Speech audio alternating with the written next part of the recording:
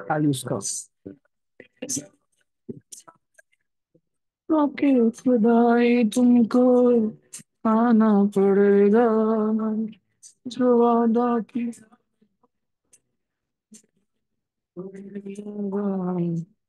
आना पड़ेगा। ये मेरे में डाउनलोड क्यों नहीं हो रहा है टेलीग्राम पे? मुझे वो कर दो, एयर ड्रॉप कर दो।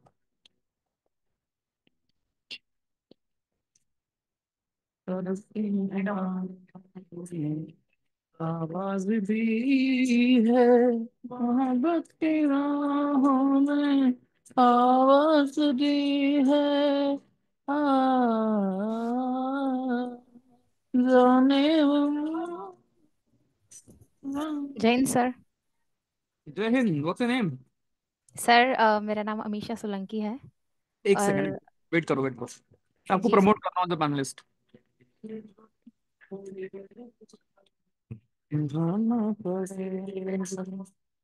कौन आ गया?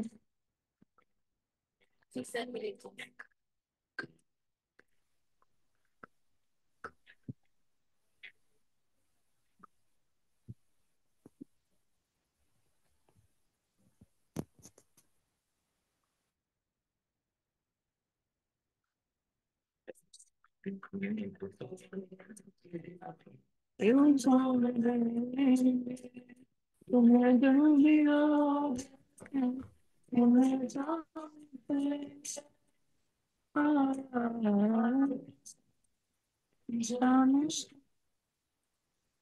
सौदा किया, फिर क्या घबराने को होना पड़ेगा, जो वादा किया वो निभाना पड़ेगा, निभाना पड़ेगा।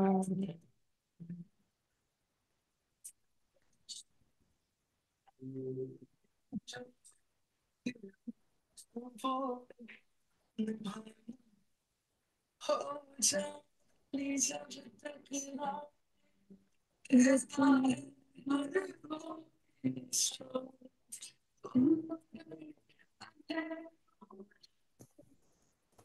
जैन सर। एक सेकंड मैम, वेट करिए बाकी लोग को ज्वाइन करने का जरा। जी सर।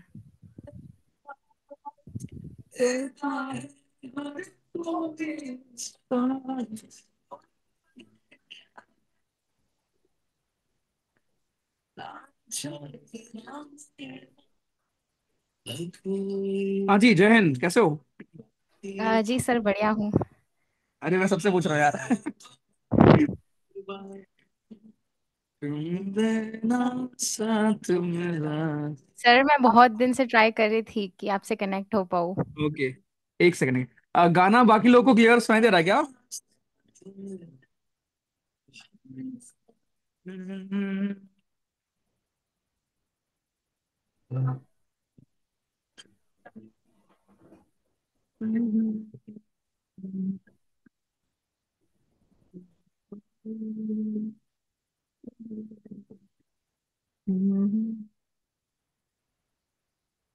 वफादारी की उसमें निभाएंगे हम तुझमें, एक कविता जब तक हो तुम्हें समय, वफादारी हो उसमें निभाएंगे। अच्छा, आवाज एक साथ नहीं आ रही क्या? ब्रेक हो क्या, आ रही है क्या आवाज?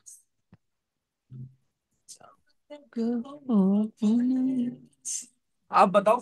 कोई है, कोई था जिंदगी में तुम्हारे सिवा, तुम देना साथ मेरा, ओ हमदम, तुम देना साथ मेरा, ओ हमदम। जब कोई बात बिगड़ जाए, जब कोई मुश्किल पड़ जाए, तुम देना साथ मेरा ओ हमनवा, तुम मेरा साथ मेरा ओ हमनवा।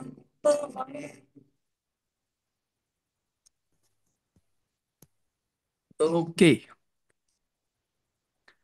सो जय हिंद, नमस्ते। सो हमारे बीच ख्वाहिश आई है कि आज थर्ड लेयर प्रैक्टिस की शुरुआत एक गाने से करेंगे। रोज हम लेक्चर से करते हैं। हाँ जी अमीषा जी, शुरू करिए। जी सर। बाबुल प्यारे सजन सखारे सुनो मेरी मैया, बोझ नहीं मैं किसी के सर का, ना मझधार में नैया। पतवार बनूंगी, लहरों से लड़ूंगी, अरे मुझे क्या बेचेगा रुपैया। हो, अरे मुझे क्या बेचेगा रुपैया। वाह। हो, कल बाबा की उंगली को थामे चली थी, कल बाबा की लाठी भी बन जाऊंगी।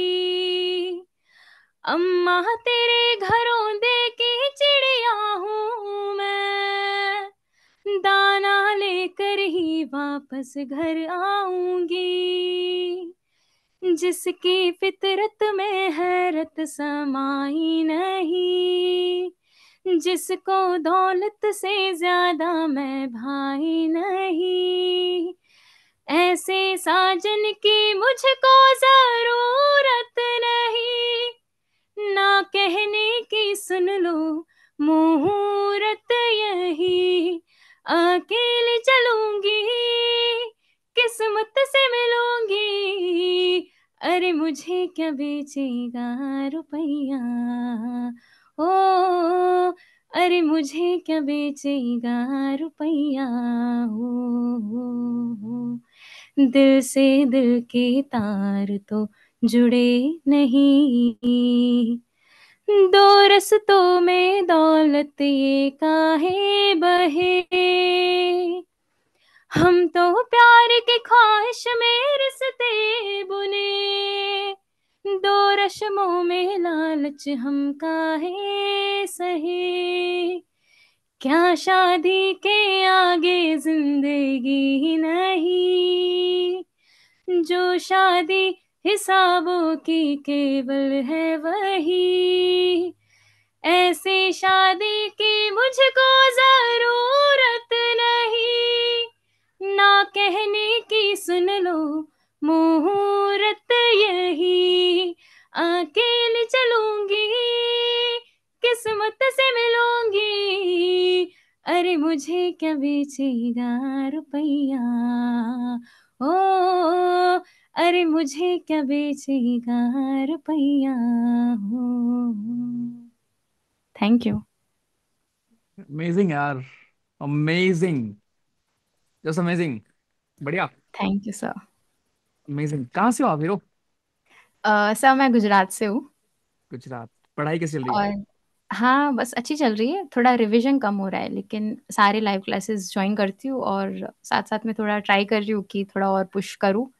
हाँ। मैंने आपको मैसेज भी किया था मैंने, ओके। लेकिन शायद आपने नहीं देखा होगा, कोई नहीं। ओके। ओके।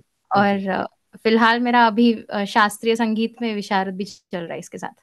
ओके। नाइस यार। गॉड ब्लेस यू यार। जी, ठीक है, आप खूब अच्छा थैंक करोगे। You sir. हाँ, ठीक है। ये सर मेरा ये थर्ड अटेम्प्ट है, तो I just okay. Okay. Wish. All the very best यार। ठीक है, God bless you. Thank you sir. Thank okay. You. Okay यार, टेक केयर। Thank you. बड़े टैलेंटेड लोग हैं भाई अपने बैच में। Okay, that's was amazing. चलो।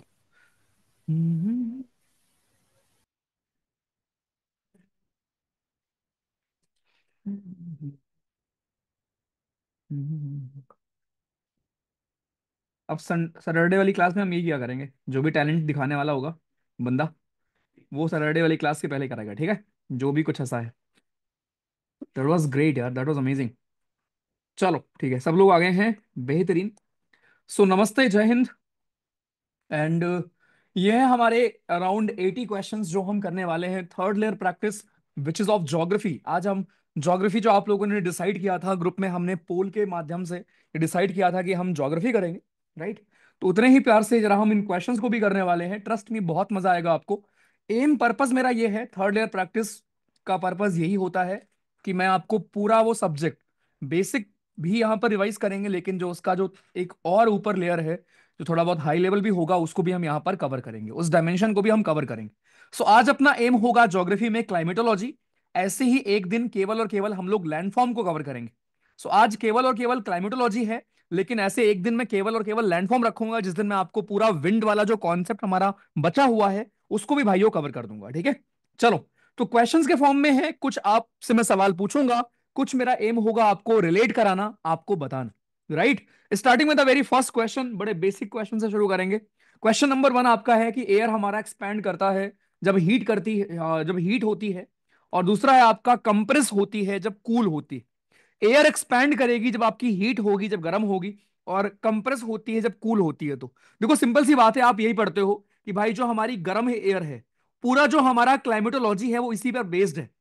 पूरी हमारी क्लाइमेटोलॉजी हमारी इसी पर बेस्ड है कि भाइयों जब आप हवा जो हमारी गर्म एयर है वो आपकी ऊपर राइज कर जाती है, राइट। ऊपर राइज कर जाएगी, गर्म हवा आपकी एक्सपैंड कर जाएगी, ऊपर उठ जाएगी। और जो आपकी कूल एयर है वो भाइयों आपकी क्या हो जाएगी, वो आपकी डिसेंड कर जाती। कूल एयर हमारी डिसेंड कर जाती है, गर्म हवा हमारी राइज कर जाती है। इसी के ऊपर आपने पूरी क्लाइमेटोलॉजी, हमने इसी के ऊपर विंड का डायरेक्शन पढ़ा हुआ है, इसी के ऊपर हमने बाकी सब कुछ पढ़ा हुआ है। तो बिल्कुल आपका पहला स्टेटमेंट हमारा सही है। दूसरा कह रहा है कि बिकॉज ऑफ दिस हमारे वेरिएशंस होते हैं एटमॉस्फेरिक प्रेशर में। ऑब्वियसली मैं आपको आज पढ़ाऊंगा थर्मली इंड्यूस्ड और डायनेमिकली इंड्यूस्ड, दो प्रकार के हमारे प्रेशर भी होते हैं भाइयों। थर्मली इंड्यूस्ड कौन से प्रेशर होते हैं, डायनेमिकली इंड्यूस्ड कौन से प्रेशर होते हैं, बहुत केयरफुली समझना ध्यान से। आपने प्रेशर बेल्ट पढ़ा होगा कि भाइयों ये हमारा पूरा ग्लोब है, जहां पर बीच में बनता है लो प्रेशर, याद आ गया होगा आपको अभी। यहां किनारे किनारे पर बनता है हाई प्रेशर, हाई प्रेशर, जहां पर यहां यहां बनता है हाई प्रेशर, आप सॉरी, लो हाई, लो हाई, और इधर आपका फिर से लो और फिर से लो। आपने ये पढ़ा होगा, राइट। ये पूरा आपने पैटर्न देखा होगा, हमारा ये पूरा पैटर्न आपको पता होगा। तो इसमें से हमारा थर्मली इंड्यूस्ड कौन सा है, डायनेमिकली इंड्यूस्ड कौन सा है, वो चीज भी हम पढ़ते हैं। तो और ये क्यों है, ये आपका इसीलिए है बिकॉज ऑफ योर हवा के मूवमेंट। तो एक तो सन एक रीजन आपका होता है, दूसरा आपका हवा का मोशन, हवा का मूवमेंट भी आपका एक रीजन होता है इन सबके भाइयों पीछे। बहुत बेसिक, बहुत आराम समझो। क्लाइमेटोलॉजी बहुत बेहतरीन टॉपिक है, और आपके ज्योग्राफी में मैक्सिमम क्वेश्चन फिजिकल में किसी सेक्शन से आते हैं तो वो यही सेक्शन। तीसरा, the result is that is it causes the movement of air from low pressure to high, ये उल्टा लिखा हुआ। हवा का मूवमेंट हमेशा हाई प्रेशर से भाइयों लो में होता है। तो ये मैंने ही कर दिया आपको पोल देने की बजाय, बाकी मैं कुछ क्वेश्चन में आपको पोल भी दूंगा। लेकिन आपको समझ आ गया होगा कि क्वेश्चन को केयरफुली रीड करना है, और उसके बाद फिर ऑप्शन को टिक करना है, सोचना है, जो मेरे पास नॉलेज अभी है उसको यूज करना है, और फिर टिक करना है। बड़ा बेसिक आसान सा क्वेश्चन था। चलो, क्वेश्चन नंबर टू से शुरू करेंगे भाइयों। क्वेश्चन नंबर टू आपका है, कह रहा है ड्यू टू ग्रेविटी जो एयर सरफेस पर होती है वो डेंसर होती है। अब अगर आपको याद हो, मैंने आपको पढ़ाया था कि जो भी हमारी हवा सरफेस के नजदीक होती है, जो भी भाइयों हमारी हवा सरफेस के नजदीक होती है, उस पर चार प्रकार के हमारे फोर्स लग रहे होते हैं। नीचे लग रहा होता है तुम्हारा ग्रेविटी, याद होगा आपको, जब मैंने आपको पढ़ाया था जियोस्ट्रॉपिक विंड, नीचे ग्रेविटी लग रही होगी। ऊपर की तरफ आपका यहां पर प्रेशर ग्रेडियंट लग रहा होता है, प्रेशर ग्रेडियंट। इधर आपका कोरलिस फोर्स लग रहा होता है, कोरलिस फोर्स। और इधर आपका बैलेंस कर रहा होता है हमारा फ्रिक्शनल फोर्स। शायद आपको याद हो कि ये चार फोर्स हमारे लग रहे होते हैं। नीचे आपकी हवा क्यों होती है, बिकॉज ऑफ ग्रेविटी। ग्रेविटी हवा को, एटमॉस्फेयर को, एटमॉस्फेयर बना ही क्यों, because of gravity. So due to gravity जो आपकी हवा है वो सरफेस की वो डेंसर होती है, और इसीलिए उसका प्रेशर हाई होता है ऑब्वियसली। एटमॉस्फेरिक प्रेशर को आप मेजर करते हो मरकरी बैरोमीटर से या एनीमोमीटर से, नहीं, एनीमोमीटर से आप ये मेजर नहीं करते हैं, आप इसको मेजर करते हैं बैरोमीटर से। आप इसको भाइयों मेजर करते हो बैरोमीटर से, एनीमोमीटर से आप मेजर करते हो स्पीड ऑफ विंड। तो ये बड़े बेसिक सवाल थे, इसलिए मैंने इसको कर दिया। स्पीड ऑफ विंड से आप, स्पीड ऑफ विंड को आप मेजर करते हो भाइयों एनीमोमीटर से, बैरोमीटर से आप इसको मेजर करते हो। तो क्लाइमेटोलॉजी का बहुत बेसिक कॉन्सेप्ट है, लेकिन मैंने यहां पर एक हाई लेवल कॉन्सेप्ट को टच किया है, यहां भी मैंने एक हाई लेवल कॉन्सेप्ट को टच किया है। इसको भी प्लीज माइंड में रखेंगे, आगे जब इनके ऊपर सवाल मिलेगा तो हम उसको भी कर लेंगे। चलो, क्वेश्चन नंबर थ्री। अब मैं इसके लिए आपको पोल दे रहा हूं। बताइए। सोच कर करना, नो तुक्का। तुक्केबाजियां नहीं चलेंगी।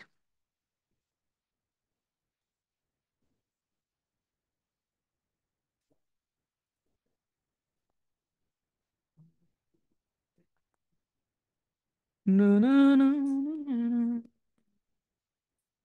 न।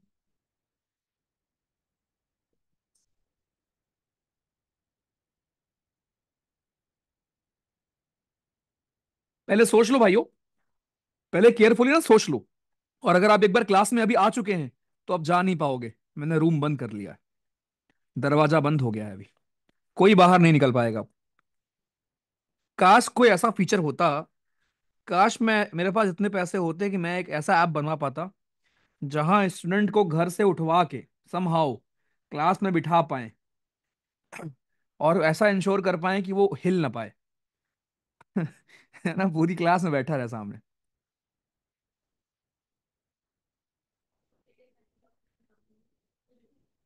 है ना। काश, काश ऐसा कुछ होता।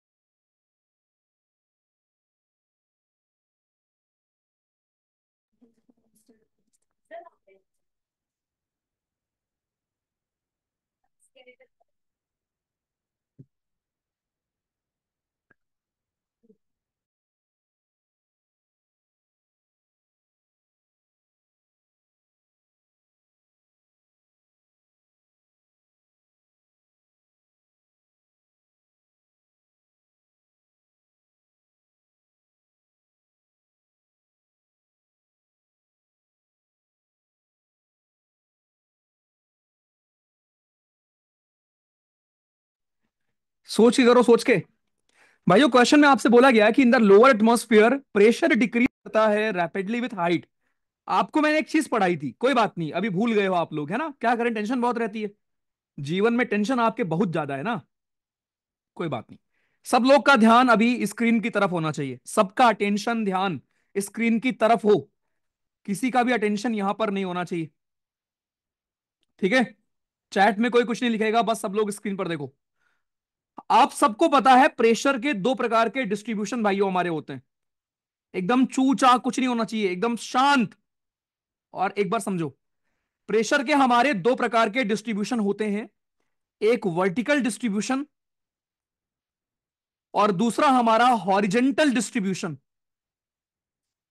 हॉरिजेंटल डिस्ट्रीब्यूशन में हम पढ़ते हैं जो मैंने अभी आपको ड्रॉ किया था, ये ये हॉरिजेंटल डिस्ट्रीब्यूशन था हमारे प्रेशर का। बहुत लोगों को नहीं पता कि प्रेशर का वर्टिकल डिस्ट्रीब्यूशन भी होता है।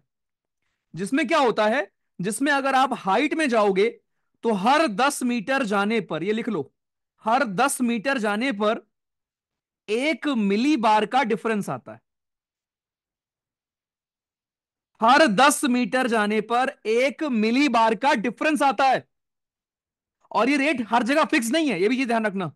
ये रेट आपका, जैसे मान लो आपका क्या होता है ना, आपका एक नॉर्मल लैप्स रेट होता है कि भाई हर 1 किलोमीटर जाने पर 6 डिग्री का आपका वो होता है ना, वो फिक्स्ड होता है। लेकिन ये रेट आपका फिक्स नहीं होता, हर जगह वेरी करता है। लेकिन नॉर्मली क्या है कि आपका हर 10 मीटर जाने पर 1 मिली बार प्रेशर का डिक्रीमेंट होता है। तो प्रेशर आपका डिक्रीज करता है ऊपर जाने पर। प्रेशर ऊपर जाने पर भाइयों डिक्रीज करता है, लिखो इसको प्लीज। प्रेशर जब आप ऊपर जाओगे डिक्रीज करेगा कितना, हर 10 मीटर पर 1 मिली बार प्रेशर डिक्रीज करेगा। राइट। फिर आप बोलोगे भैया लेकिन हम वर्टिकल प्रेशर के बारे में क्यों नहीं पढ़ते। क्योंकि इस वर्टिकल प्रेशर डिफरेंस को तुम्हारी ग्रेविटी बैलेंस करके रखती है। इसीलिए आप, हवाओं का मूवमेंट हमारे ऊपर नहीं होता, हवाओं का मूवमेंट हॉरिजेंटल ही होता है। वर्टिकल क्यों नहीं होता, क्योंकि वर्टिकल जो प्रेशर डिफरेंस है उसको ग्रेविटी बैलेंस कर लेती। लेकिन यह ध्यान रखना कि लोअर एटमॉस्फेयर में जो आपके प्रेशर का हमारा है, प्रेशर डिक्रीज करता है हाइट के साथ, और डिक्रीज आपका लगभग 1 मिली बार होता है फॉर ईच 10 मीटर इंक्रीज। तो पहला स्टेटमेंट सही है। दूसरा कह रहा है कि it does always decrease at the same rate, ये गलत है। ये रेट आपका फिक्स्ड नहीं होता है, प्लीज इस लाइन को केयरफुली सुन लेना। ये रेट आपका फिक्स्ड नहीं होता है। तीसरा, अर्थ का ग्रेविटेशनल फोर्स बैलेंस कर देता है वर्टिकल और हॉरिजेंटल प्रेशर ग्रेडियंट फोर्सेस को।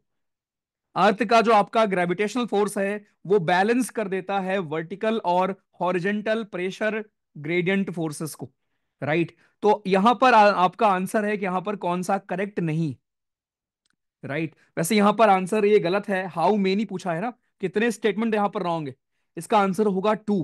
थर्ड स्टेटमेंट भी रॉन्ग है। अर्थ का ग्रेविटेशनल फोर्स बैलेंस करता है केवल वर्टिकल प्रेशर डिफरेंस को, हॉरिजेंटल वाले को नहीं करता।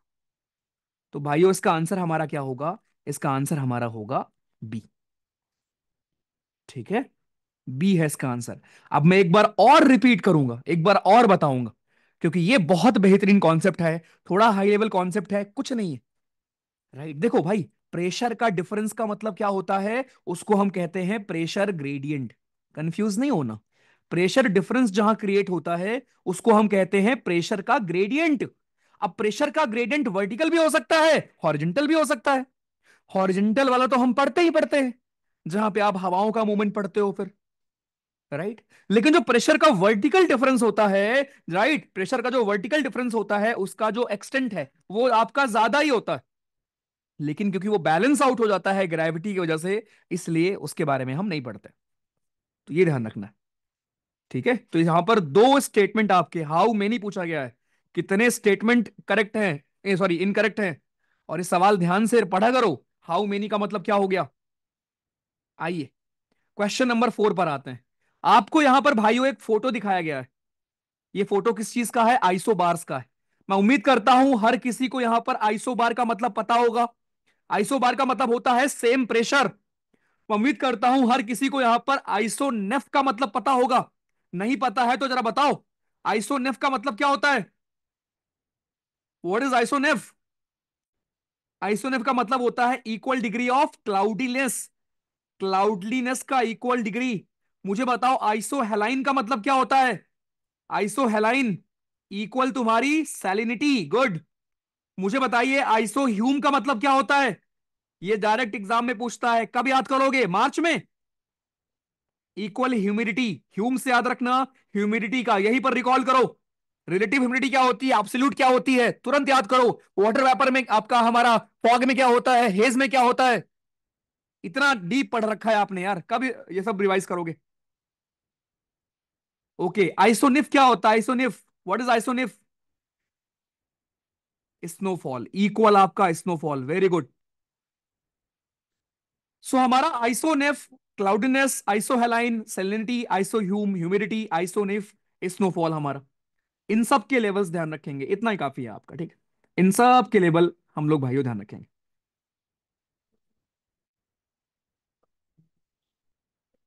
ठीक है, ओके।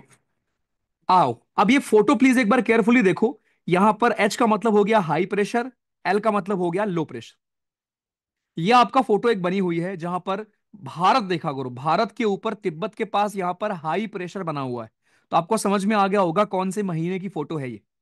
अब इस फोटो के ऊपर दो सवाल आपके यहां पर बने हैं। कह रहा रफली सर्कुलर लाइंस को हम आइसोबार कहते हैं, ये क्वेश्चन मैं कर दे रहा हूं क्योंकि आपको नीचे दिख नहीं रहा है। रफली सर्कुलर लाइन को हम भाइयों आइसोबार कहते हैं, बिल्कुल सही बात है। ये ज्वाइन करता है area having same atmospheric pressure, बिल्कुल सही बात है। ये बड़ा इंपॉर्टेंट पॉइंट है, चांद तारे स्टार जो मन है। और एक अलग कॉपी मुझे चाहिए। जितने लोग ऑनलाइन पढ़ रहे हो, ऑनलाइन पढ़ रहे हो, इसका मतलब ये नहीं है कि भाई कोई चेक नहीं करने वाला कुछ भी है ना, बस बैच खरीद लिया है खत्म। सुधर जाओ प्लीज। कॉपी बना लो, कर लो मेहनत यार, अगर सच में क्लियर करना है तो। वरना बस आके भीड़ बढ़ाते हो, वो मत किया करो प्लीज। ठीक है, मेहनत करना शुरू कर दो। अब खासकर भाइयों क्वेश्चन आपका ये है, जितना करीब होगा आपका आइसो बार, क्या वेदर उतना काम होगा? बिल्कुल ध्यान रखना कि भाई जितना बड़ा आइसो बार होगा, इसका मतलब ये हुआ ना कि बड़े रीजन में सेम प्रेशर है। और अगर बड़े रीजन में सेम प्रेशर हुआ तो भाई मौसम खराब होने के लिए, हवा चलने के लिए, तो आपको प्रेशर डिफरेंस चाहिए होगा ना। इसका मतलब अगर छोटे छोटे रीजन में अलग अलग प्रेशर होंगे तभी तो हवा चलेगी ना। इसका मतलब जितने करीब होंगे हमारे आइसोबार, उतना ही अनस्टेबल होगा ना वेदर, उल्टा लिखा हुआ है। तो ये बात ध्यान रखना, जितने आइसोबार करीब होंगे उतना वेदर आपका अनस्टेबल होगा, और जितने दूर होंगे आइसोबार उतना वेदर हमारा काम होगा।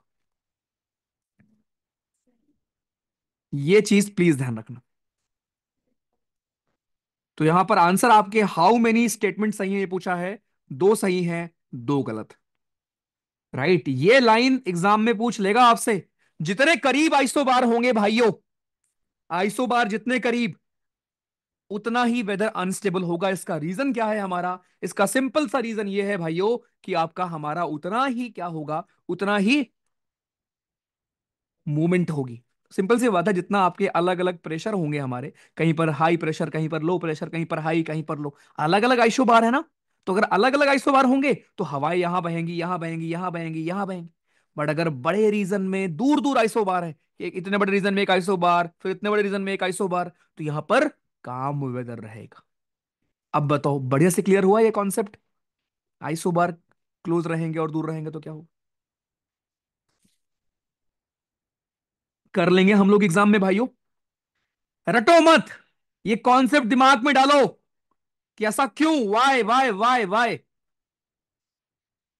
गुड, पहले से लिखा हुआ है आपने, अच्छी बात है। चलो नेक्स्ट, फिफ्थ क्वेश्चन पोल दे रहा हूं, पढ़ाया है मैंने आपको सीधे एज इट इज करके। क्वेश्चन नंबर 5 भाइयों, पोल दे रहा हूं, पोल में टिक करो।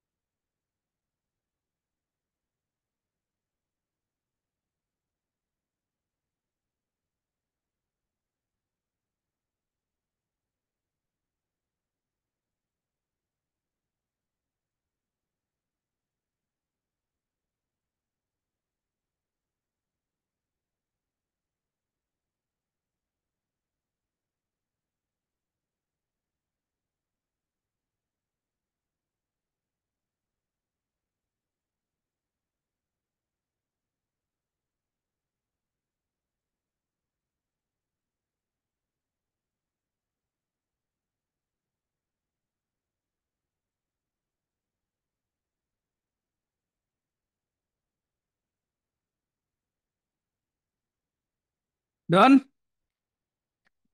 शाबाश, वेरी गुड। 87 लोगों ने किया है, सॉरी 87% ने 87% ने, 2000 लोगों का सही है, गुड यार, वेरी गुड, शाबाश, सारी सही है।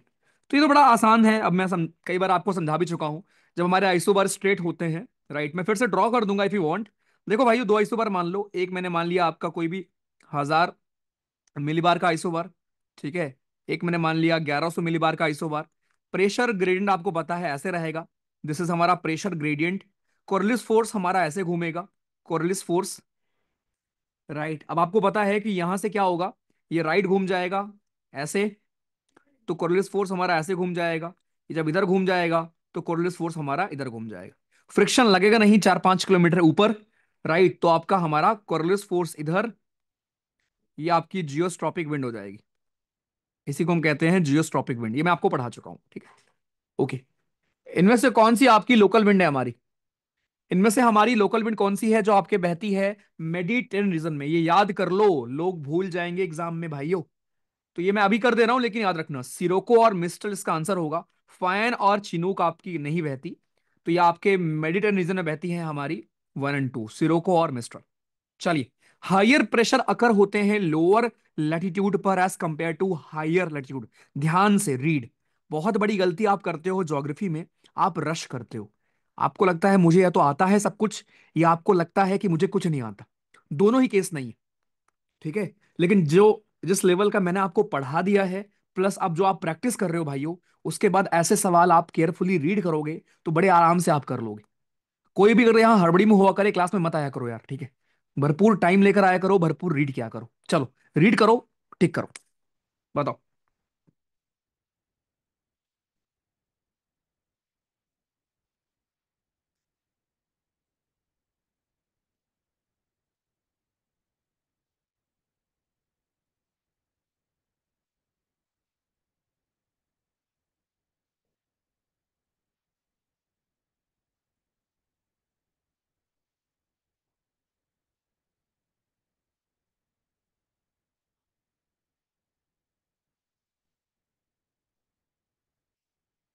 हेलो।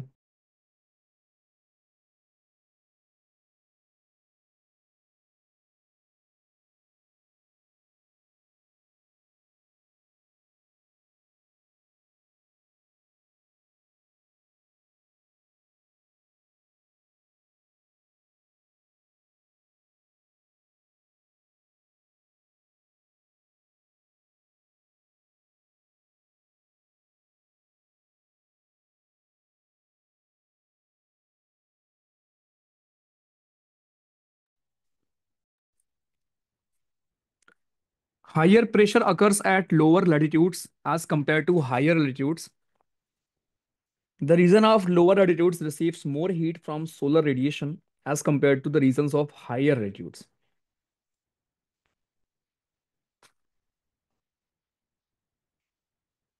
बहुत ही बेसिक स्टेटमेंट है ये। चलो अब मेरे साथ इसको डिकोड करो। इधर देखो, कह रहा हायर प्रेशर, पहले मुझे बताओ हायर प्रेशर ऑकर कहाँ होते हैं। हायर प्रेशर आपके ऑकर होते हैं कोल्ड रीजन में। आपको पेपर ऑफलाइन मिलेगा, ऐसे लिख लिया करो पेपर करते हुए।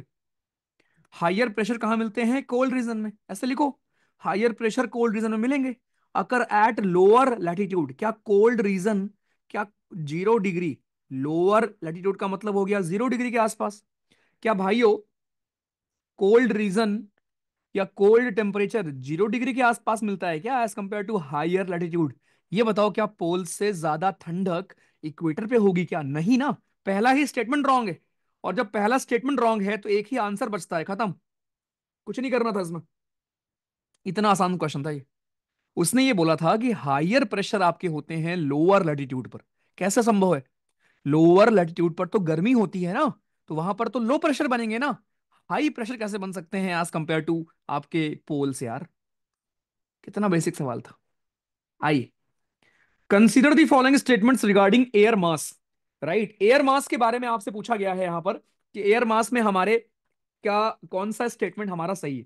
तो ये पॉइंट ना प्लीज लिखो कि आपके जो हमारे भाइयों लो आपका लो लैटिट्यूड है, लो लैटिट्यूड पर होगा मोर टेम्परेचर। और मोर टेम्परेचर का मतलब क्या हुआ, मोर टेम्परेचर का मतलब हुआ लो प्रेशर। सिंपल। आइए, एयर मास के बारे में आपका पूछा गया है यहां पर कौन सा स्टेटमेंट है भाइयों, या सॉरी कितने स्टेटमेंट हैं हमारे जो करेक्ट है। रोटेशन ऑफ अर्थ जो है वो विंड के मूवमेंट को इंपैक्ट करती है। बिल्कुल, कॉर्लिस फोर्स जो हमारा है वही तो है जो इंपैक्ट करता है। कॉर्लिस फोर्स ही तो है जो राइट और लेफ्ट घुमाता है। ठीक है। दूसरा, air is set in motion due to difference in atmospheric pressure. बिल्कुल, अगर डिफरेंस ना हो एटमॉस्फेरिक प्रेशर में तो हवा आपकी चल ही ना पाए। Tropical air mass are cold, tropical region में कोल्ड हवाएं नहीं होती, वार्म हवाएं होती। और पोलर रीजन में आपकी कोल्ड हवाएं होती। थर्ड में उल्टा लिखा हुआ था। केवल दो स्टेटमेंट आपके सही थे। क्या इन्फ्लुएंस करता है किसी भी रीजन का टेम्परेचर, ये तो सिंपल सा है, चारों आपका चीज इन्फ्लुएंस करता है। ओशन करंट भी, अल्टीट्यूड भी, लैटिट्यूड भी, वहां का वेजिटेशन भी। ये सीधे मैंने आपको ऐसे पढ़ाया भी है और सीधे क्वेश्चन भी ऐसे आया हुआ है, पीवाईक्यू भी आपका ये। आइए, कोस्टल एरियाज में रात के समय हवाएं चलती हैं लैंड से सी, ऐसा क्यों होता है। चलो दिमाग लगाओ और सोच के बताना। क्वेश्चन नंबर 10, भाइयों बताइए।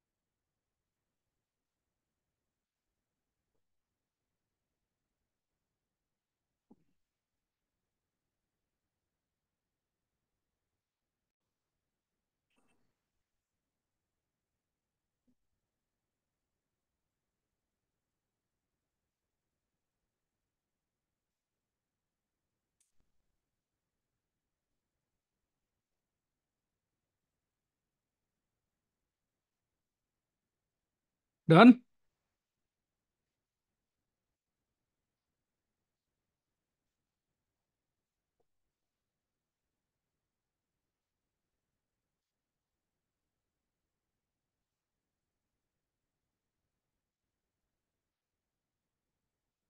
भाइयों, वेरी गुड। तो आसान सा क्वेश्चन ये भी हमारा निकल गया। कह रहा कोस्टल रीजन्स में रात के समय हवाएं कहां से कहां चलती हैं। कोस्टल रीजन में भाइयों रात के समय हवाएं हमारी जमीन से चलती हैं सी की तरफ। ऐसा काहे होता है लल्ला? ऐसा होता है क्योंकि लो प्रेशर होता है जमीन पर। एकदम कंफ्यूज करना ही नहीं, अपने को खुद बनाना है। देखो रात के समय अगर आपकी हवाएं चलती हैं, right, in coastal areas during the night wind blows from land to sea, because coastal areas में ड्यूरिंग द नाइट विंड आपकी चलती है लैंड से सी। अगर कोई हवा लैंड से चल रही है सी की तरफ, तो एकदम फंडे क्लियर रखो। इसका मतलब ये हुआ कि लैंड पर बना होगा हाई प्रेशर और सी पर बना होगा लो प्रेशर। लैंड पर हाई प्रेशर कब बनता है? जब जमीन ठंडी हो। और जमीन ठंडी कब होती है? रात में, नाइट में। तो ये नाइट में होता है, राइट, ये आपका नाइट में होता है। ठीक। और इसका रीजन क्या है? इसका रीजन ये है कि तुम्हारा पानी जो है वो धीरे धीरे तुम्हारा आपका वो होता है, कूल स्लोअर होता है जमीन से। सिंपल रीजन आपका, जमीन जल्दी ठंडी होती है आपके एज कंपेयर टू सी। जमीन जल्दी गर्म भी होती है, जल्दी ठंडी भी होती है रात में। इसीलिए दिन में क्या होता है, दिन में जल्दी गर्म हो जाएगी तो दिन में आपकी चलती है हमारी सी ब्रीज, लेकिन रात में जमीन ठंडी हो जाएगी जल्दी और रात में चलेगी आपकी लैंड ब्रीज। बेहतरीन। Okay, consider the following characteristic of a type of wind. ये तो आसान सा क्वेश्चन है, मैं कर दे रहा हूं अगेन। जियोस्ट्रॉपिक विंड के ऊपर सवाल था आपका। आगे, ये तो अब आ जाए एग्जाम में तुम लोग में नोच खाओगे।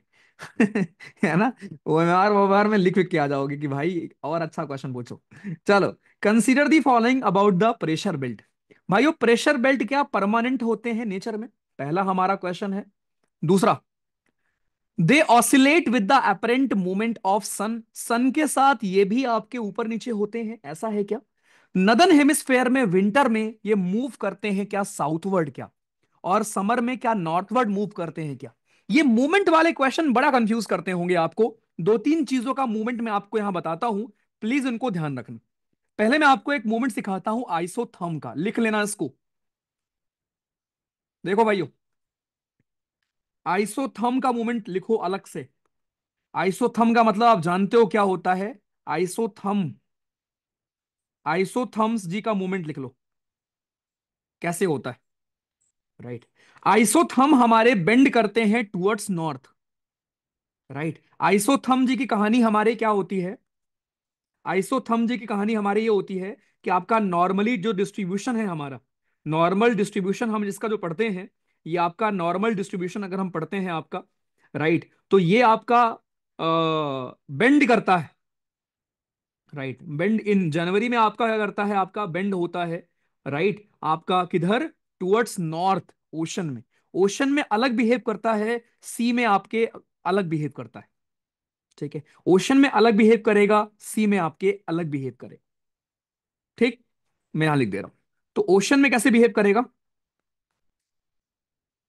आइसोथर्म हमारे ये बेंड हो जाएंगे टुवर्ड्स नॉर्थ। ये नॉर्थ की तरफ भाइयों बेंड हो जाएंगे हमारे इन ओशन। नॉर्थ की तरफ बेंड हो जाएंगे हमारे ओशन में। इसका सिंपल रीजन ये होता है, अगर किसी को रीजन में इंटरेस्ट है, इसका सिंपल रीजन ये होता है बिकॉज जो टेम्परेचर आपका 0 डिग्री के आसपास होता है, राइट, आपके हमारे ओशन में, पानी में, बिकॉज जो हमारी कुछ करंट्स हैं, ओके, पानी में जैसे आपकी करंट हो गई हमारी, जो भी आपकी वार्म करंट है, गल्फ स्ट्रीम वगैरह हो गई है ना, नॉर्थ अटलांटिक ड्रिफ्ट वगैरह हो गई, वो पानी को ऊपर तक गर्म रखती है। जैसे मान लो, बहुत अच्छे से ना रीजन समझ लो, जैसे इमेजिन करो ये हमारा ग्लोब है पूरा, ठीक है। अब मैंने आपको ये बोला, भाइयों, मैंने आपको ये बोला है कि जनवरी के महीने में क्या होता है। जनवरी के महीने में आपका ये होगा कि जो हमारा आइसोथर्म है वो आपका बेंड कर जाएगा नॉर्थ की तरफ ओशन में। ऐसा क्यों होगा? ऐसा इसलिए होगा बिकॉज मान लो यहां पर टेम्परेचर आपका कुछ भी मान लो कि टेम्परेचर आपका 20 डिग्री के आसपास था, ठीक है। अब वो पूरा ऊपर तक रहता है, जहां जहां ओशन है वहां तक रहता है। इसका रीजन ये है बिकॉज ओशन में आपकी यहां पर वार्म करंट घूमती रहती है। यहां पर प्रेजेंस होती है वार्म करंट की, जो पानी को गर्म रखती है। तो जो गर्म टेम्परेचर इक्वेटर के नजदीक है, वही गर्म टेम्परेचर थोड़ा थोड़ा ऊपर तक रहता है, यूरोप तक रहता है। वही सेम गर्म टेम्परेचर। तो ये चीज ध्यान रखना। इसीलिए आइसोथर्म नॉर्थ की तरफ बेंड होता है ओशन में। लेकिन आपको पता है जमीन ठंडी बहुत जल्दी होती है। तो जमीन में उल्टा है। जमीन में क्या होता है, जमीन में जो आपका ठंडा टेम्परेचर है, जो ऊपर की तरफ पड़ रहा होता है, वो टेम्परेचर आपको इधर जमीन में देखने को मिलता है। तो जमीन में के बारे में हम ये पढ़ते हैं कि जमीन में भाइयों क्या होगा, आपका जमीन में आपका ये बेंड करता है किधर, जमीन में आपका ये बेंड करेगा टुवर्ड साउथ। बस एग्जाम में खाली तुमसे ये पूछेगा कौन बेंड कहां होता है। अगर समझ में आ गया रीजन तो अच्छी बात है, नहीं आया है तो याद कर लो इसको। ये बेंड करेगा साउथ इन लैंड। मैं स्टिल एक बार और कोशिश करता हूं समझाने की, अगर कोई ऐसा है प्राणी। देखो भाइयों सिंपल सा है। ये आइसोथर्म होता है एक लाइन जो आप सेम प्रकार के टेम्परेचर को मैच करने के लिए लगाते हो। आप बस इमेजिन कर लो कि हमारे इक्वेटर के पास हो सकता है 15 डिग्री की कोई लाइन हो। जहां जहां 15 डिग्री है उनको हम लोग जोड़ रहे हैं। तो 15 डिग्री का टेम्परेचर हमें थोड़ा ऊपर तक देखने को मिलता है पानी में। रीजन क्या है, बिकॉज यहां पर वार्म पानी होता है, गर्म करंट होती है हमारी, इसीलिए। तो ये आइसोथर्म आपका थोड़ा नॉर्थ की तरफ बेंड हो जाता है बस। लेकिन जो आपका आइसोथर्म जमीन पे होता है, राइट, जमीन आपकी ठंडी हो जाती है जनवरी में बहुत जल्दी। तो इसलिए क्या होता है, जो ऊपर का ठंडा वाला टेम्परेचर है, हो सकता है 5 डिग्री वाला, 8 डिग्री वाला, वो नीचे तक देखने को मिलता है। तो इसीलिए जमीन पर ये साउथ की तरफ बेंड हो जाएगा, लेकिन पानी में आपको नॉर्थ की तरफ बेंड हो जाएगा, बस खत्म। यही पूछता है आपसे। तो आइसोथर्म आपका बेंड हो जाएगा टुवर्ड्स नॉर्थ इन आपके ओशन, और ये साउथ की तरफ बेंड हो जाएगा टुवर्ड्स आपके इन। बाकी नॉर्मली पैरेलल ही होते हैं। लेकिन बस ये एक केस स्पेशली नदर्न हेमिस्फेयर का पूछता है आपसे, तो बस इसको ध्यान रख लेंगे इतना। तो एक चीज ये हो गया आपका बेंडिंग वाला, जहां से आपका आता है भाइयों सवाल। ठीक है। दूसरा एक सवाल आपका आता है हमारा, आपका प्रेशर बेल्ट वाला, आइसो बार वाला। राइट। आइसो बार वाला आपका आता है word distribution of pressure level. Right, जिसमें क्या होता है कि आइसो बार आपका विंटर में नदर्न हेमिस्फेयर में साउथवर्ड शिफ्ट कर जाता है। वो लिख लो। या एक काम करो, अभी खाली इसको लिखो, वरना आप दोनों में कंफ्यूज हो जाओगे। वरना आप दोनों में हो जाएंगे कंफ्यूज, एक ही एक लिखो, ठीक है। इसको लिख लो। और आईटी सीजेड का तो आपको पता ही है ना, कि आईटी सीजेड हमारे समर में क्या करता है, समर में हमारा शिफ्ट हो जाता है टुवर्ड्स नॉर्थ। समर में शिफ्ट हो जाएगा नॉर्थवर्ड, नॉर्थवर्ड शिफ्ट हो जाएगा, और विंटर में शिफ्ट हो जाता है साउथवर्ड। बस इतना ही आप रख लो, ठीक है भाइयों। और कुछ मत आप करो, और आप कुछ मत याद करो, बस इतना, यही दोनों याद कर लो। एक आपका आइसोथर्म का ट्रेंड हमारा क्या है, दूसरा आपका आईटी सीजेड का हमारा क्या ट्रेंड। चलो आज। अब यहां पर भाइयों हमारे सवाल क्या थे आपसे, इस वाले क्वेश्चन में हमारा सवाल ये था कि प्रेशर बेल्ट हमारे परमानेंट होते हैं नेचर में। तो पहली बात तो ये गलत है, परमानेंट नहीं होते भाइयों, डिपेंड करता है सन के लोकेशन पर। सन कहां पर है उसकी लोकेशन पर डिपेंड करेगा कि लो प्रेशर कहां बनेगा, हाई प्रेशर कहां बनेगा। पहली बात तो ये चीज ध्यान लो। तो पहला ही स्टेटमेंट ही आपका इनकरेक्ट हो गया। आगे आते हैं।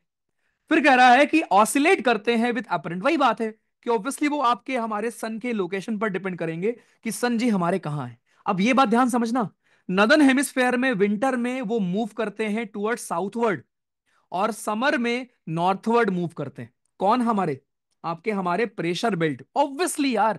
क्यों, अरे विंटर में सन किधर जाता है, नीचे जाता है, तो साउथ ही तो जाएगा तुम्हारा आईटी सीजेड।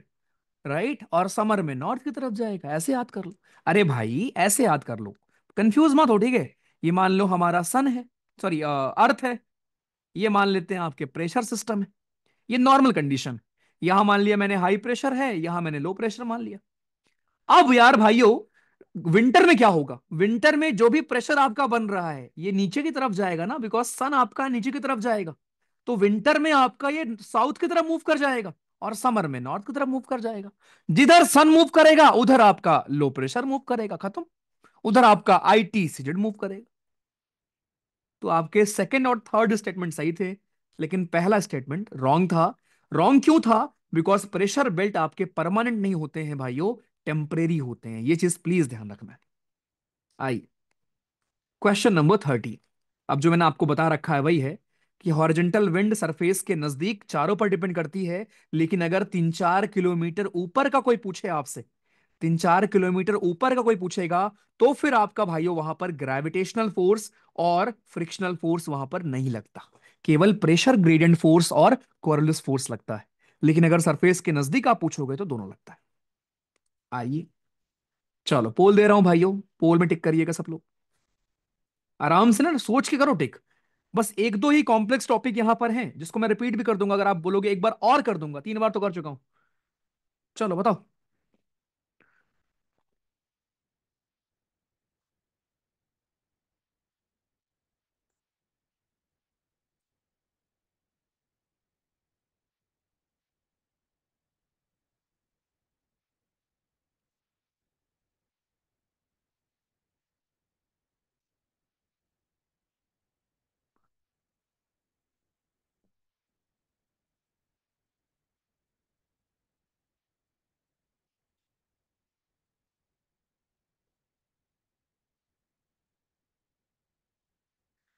तुम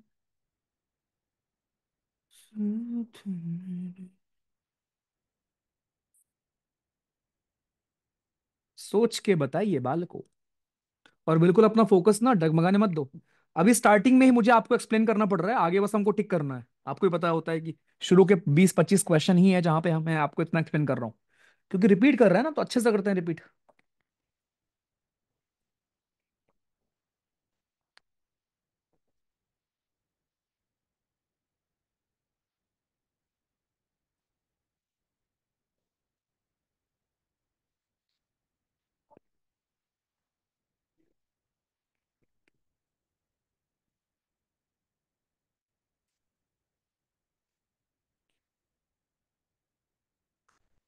the Coriolis force is directly proportional to the angle of latitude।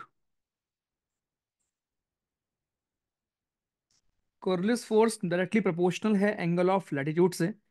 Deflection जो विंड की है वो Coriolis force की वजह से is less when the wind velocity is high. Equator पर Coriolis force 0 होता है। तो पहली बात तो विंड आपकी ब्लो करती है परपेंडिकुलर टू द आइसोबार्स। बताइए भाइयों।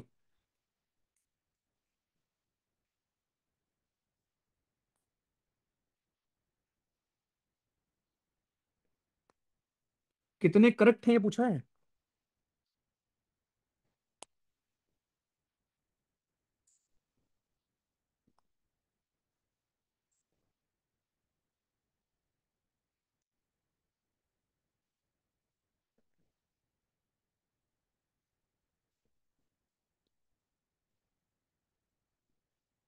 How many of the statements are in, यहां पर इनकरेक्ट ये पूछ रहा है।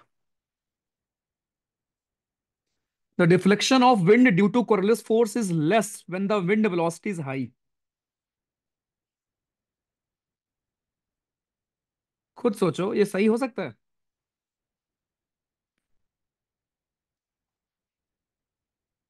अरे भाई ऑब्वियसली नहीं।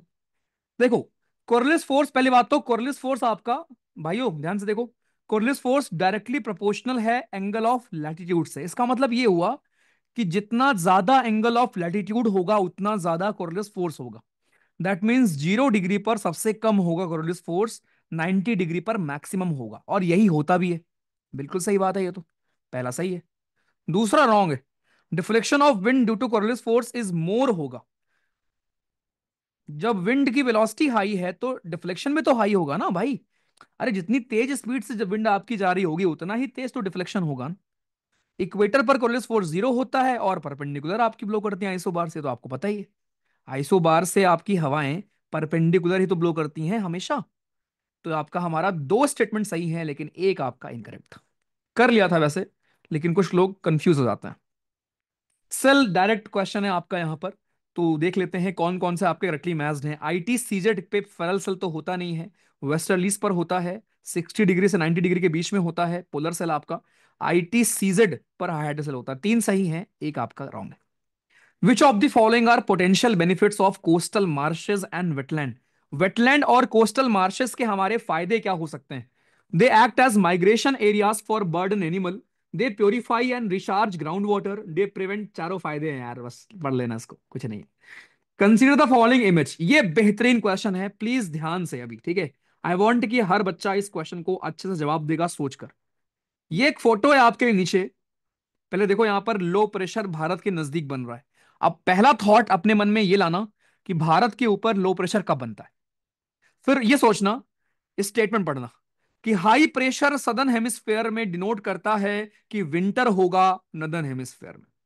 दूसरा, आईटी सीजेड शिफ्ट करेगा नदर्न हेमिस्फेयर में जब विंटर होता है सदर्न हेमिस्फेयर में। तो रटो मत, ये लिख कर देखना। ये पिक्चर जुलाई की है, जुलाई महीने की है। इनमें से कौन सा स्टेटमेंट सही है, पोल दे रहा हूं। रटने जाओगे कुछ नहीं कर पाओगे, लिख कर देखो, प्रूव करके देखो।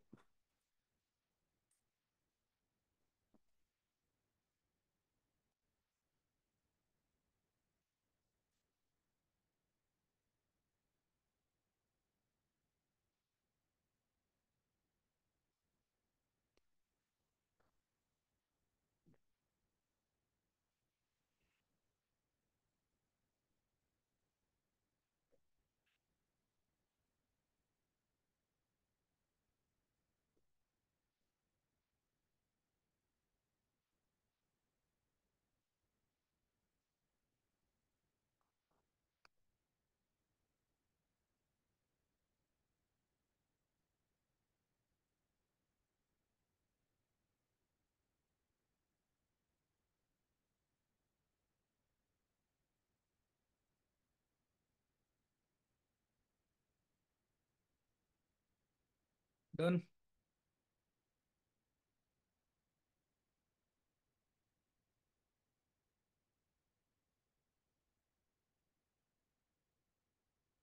सर रैंक वन का इंटरव्यू कब आएगा?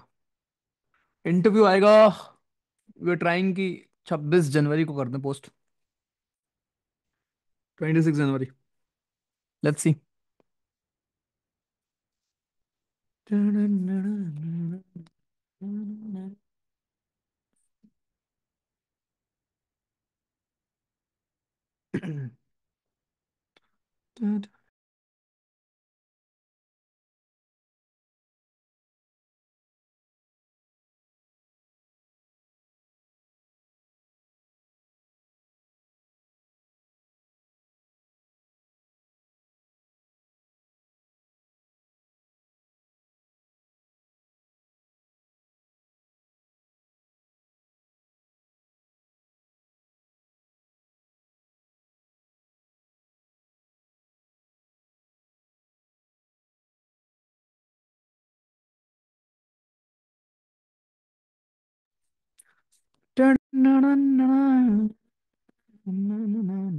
हो गया।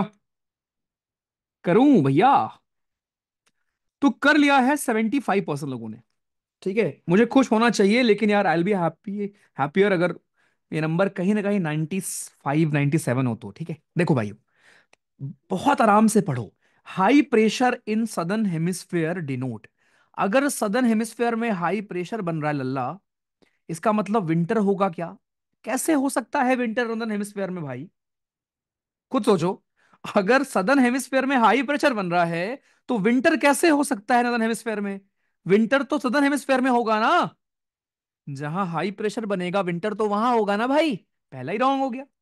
आईटी सीजेड आपका नॉर्थ की तरफ शिफ्ट होता है जब विंटर होता है सदर्न हेमिस्फेयर में। राइट, बिल्कुल सही बात है, क्योंकि तब समर होगी आपके नॉर्दर्न हेमिस्फेयर। पिक्चर जुलाई की पिक्चर है, बिल्कुल सही बात। 2 और 3 आपका आंसर होगा। ठीक है, बड़ा बेहतरीन सवाल था और कर लिया आप लोगों ने, अच्छा लगा। आइए, वाटर वेपर जी के बारे में आपका यहां सवाल है। ये अब्जॉर्व करता है part of insolation from the sun and preserve करता है अर्थ की रेडिएटेड हीट को। अब ये सब कुछ होपफुली आपको मुझे याद ना दिलाना पड़े कि भैया हीट जो आती है इनकमिंग रेडिएशन के लिए, वो आपका हमारा ट्रांसपेरेंट होता है। फिर जो हमारा सूरज जी हैं, राइट, ये उसको पूरा अब्जॉर्ब कर लेते हैं। उसके बाद जो क्या बोलते हैं, अरे, रिफ्लेक्ट जितना करते हैं, उस रिफ्लेक्टेड हीट को ही हम एल्बिडो कहते हैं। अब एल्बिडो का ऑर्डर भी प्लीज ध्यान रखना, है ना, ये सब पूछता है सवाल। एल्बिडो का ऑर्डर याद रखना है। प्लस जिसको जितना हीट एब्जॉर्ब करती है अर्थ, और खुद एक रेडिएटिंग बॉडी बन जाती है, और फिर हीट को वापस भेजती अर्थ। फिर हीट को वापस अर्थ भेजती है भाइयों, और वो लॉन्ग वेव के फॉर्म में होती है आपकी। लॉन्ग वेव टेरेस्ट्रियल रेडिएशन के फॉर्म में हमारी होती है। लॉन्ग वेव टेरेस्ट्रियल रेडिएशन के फॉर्म में वो हमारी हीट होती है। राइट। तो ये चीजें भी है हम लोग यहाँ पर, ये तो आपको होपफुली याद होगा। इट अकाउंट फॉर अबाउट 4%, तो ये ध्यान रखना, ये ना मैक्सिमम है। Right, third statement. पूछा गया आपसे कि it absorbs part of insolation from the sun, बिल्कुल। आपका वाटर वेपर हमारा एक प्रकार का ग्रीन हाउस गैस भी होता है। सो ग्रीन हाउस गैस का ही काम होता है कि जो आपकी वापस हीट जा रही होती है उसको ट्रैप करना। वाटर वेपर भी कंट्रीब्यूट करता है स्टेबिलिटी में, बिल्कुल। स्टेबिलिटी का मतलब ये होता है कि आपके टेम्परेचर को मेंटेन रखना। थर्ड स्टेटमेंट कह रहा है कि ये आपका अकाउंट करता है फॉर अबाउट 4%। एक्चुअल में ये 4% एग्जैक्ट नहीं होता, थर्ड रॉन्ग है हमारा यहां पर स्टेटमेंट। आपके केवल दो स्टेटमेंट सही हैं। ये एग्जैक्ट 4% नहीं होता, मैक्सिमम 4% होता है, और हर जगह वेरी करता है। राइट, वाटर वेपर 4% नहीं होता, वो मैक्सिमम अप टू 4% होता है। ठीक है, कई जगह पर पॉइंट कुछ परसेंट भी होता है। तो ये एग्जैक्ट नंबर 4% नहीं है, वो फिक्स नहीं है। जैसे आपको बाकी किसी का नाइट्रोजन का, ऑक्सीजन का फिक्स्ड होता है, आर्गन का फिक्स्ड है, कार्बन डाइऑक्साइड का पता है आपको, वैसे ही वाटर वेपर का 4% वो फिक्स नहीं है। तो केवल दो स्टेटमेंट हमारे यहां पर करेक्ट है। 19 क्वेश्चन। फिर एक और सवाल हमारा वाटर वेपर के ऊपर आपका है यहाँ पर, कि इट इज अ गैस, बिल्कुल, जिसका अमाउंट डिक्रीज होता है विद अल्टीट्यूड, सही बात है। इसका परसेंटेज मैक्सिमम होता है पोल पर। पोल पर सबसे कम होगा, क्योंकि पोल पर भैया तुम्हारा इवापोरेशन ही नहीं है। जब इवापोरेशन नहीं होगा तो कहां से तुम्हारा वाटर वेपर बनेगा। केवल आपका पहला स्टेटमेंट सही। चलो, क्वेश्चन नंबर 20। राइट, एक खतरनाक क्वेश्चन दिख रहा है, मैं कर दे रहा हूं, फिर आप बताना कितना खतरनाक था। सब ट्रॉपिकल हाई प्रेशर, अब ये इसको सुनते ही तुरंत आपके माइंड में ये वाला प्रेशर बेल्ट खुल जाना चाहिए तुरंत, कि भैया ये बीच वाला एरिया होता है डोल्ड्रम का, ये होता है सब ट्रॉपिकल हाई प्रेशर, यही एरिया होता है हाई प्रेशर सब ट्रॉपिकल। ठीक। सब ट्रॉपिकल हाई प्रेशर बेल्ट, ये रीजन होता है डिसेंडिंग एयर का, जहां पर हवा गिरती है, सही बात है, और विंड डाइवर्ज करती है विद एंटी साइक्लोनिक एक्टिविटीज। यहां पर आपको एंटी साइक्लोनिक एक्टिविटीज देखने को मिलती है। राइट, बिल्कुल सही बात है आपका ही। दूसरा, द एयर ऑफ सब tropical high pressure belt is comparatively dry dry होती। यहां की हवा आपकी ड्राई होती है, बिल्कुल, जो भी ठंडा एरिया होगा वहां की हवा ड्राई ही होती। सही बात है ये भी। सब ट्रॉपिकल हाई प्रेशर बेल्ट को हम हॉर्स लैटिट्यूड भी बोलते हैं। तीनों सही है, कुछ भी पंगा नहीं है। तीनों ही स्टेटमेंट हमारे बिल्कुल सही। ठीक है, तीनों ही स्टेटमेंट हमारे भाइयों बिल्कुल सही है। ये चीज ध्यान रखना, ये एंटी क्लॉकवाइज नहीं है, this is anti cyclonic. Right, ये पॉइंट ध्यान रखना, ये एंटी क्लॉकवाइज नहीं है, this is anti cyclonic activities, ना कि anti clockwise. Next, Hadley's cell में थर्मल सर्कुलेशन होता है, हवाएं उठती हैं और कहां गिरती होंगी। चलो अब ये बताओ, क्वेश्चन नंबर 21 बोल दे रहा हूं। अरे सॉरी, ये क्या खुल गया। क्वेश्चन नंबर भाइयों 21 है। पोल आपके सामने है, प्लीज सोचिए और जवाब दीजिए। About exactly.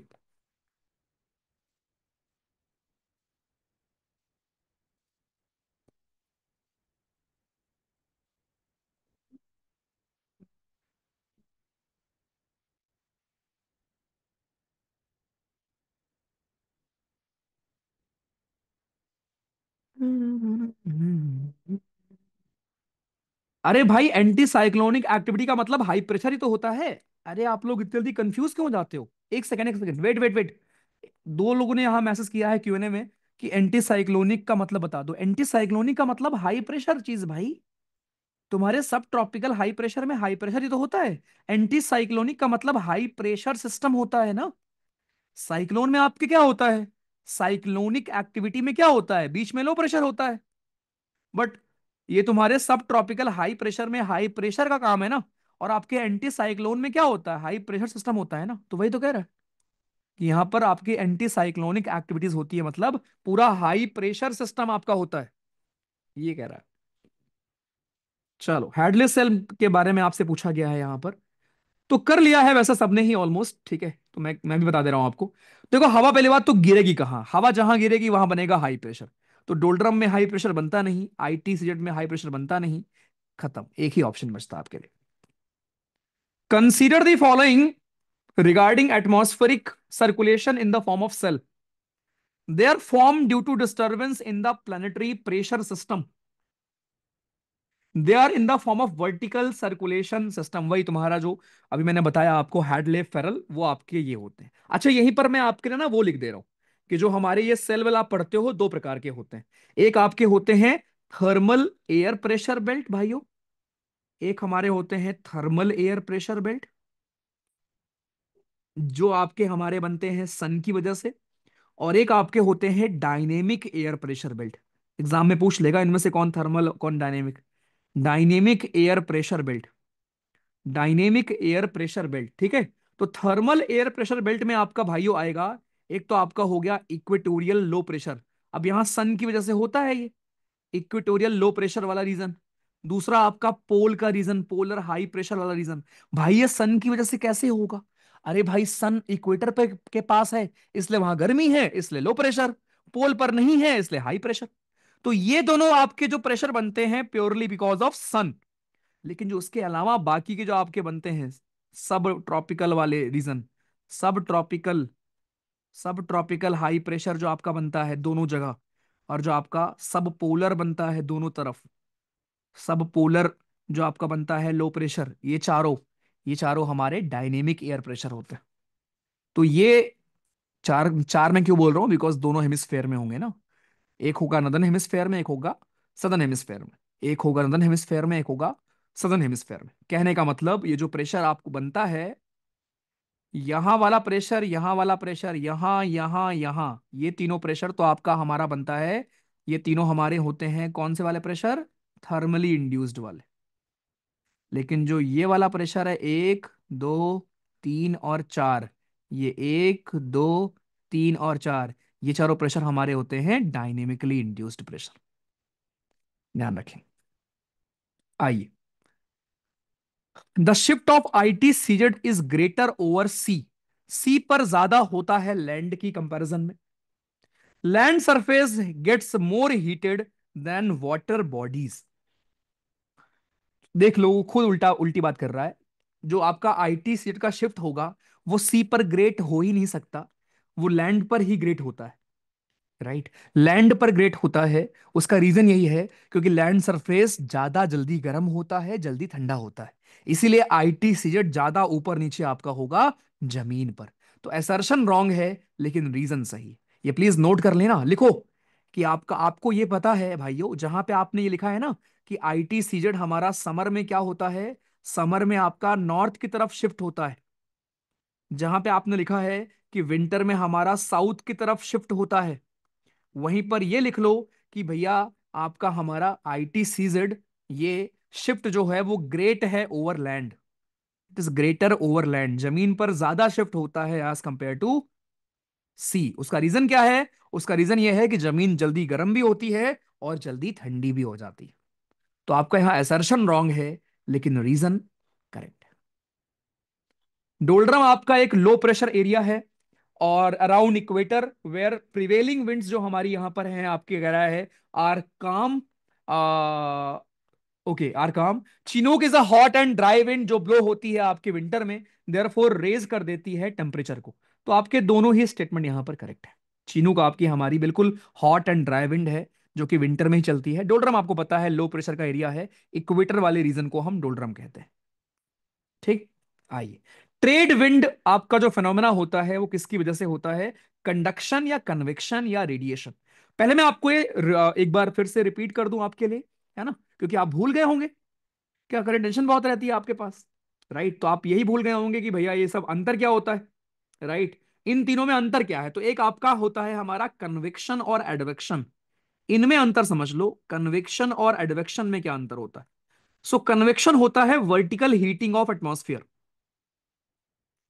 Vertical heating of atmosphere.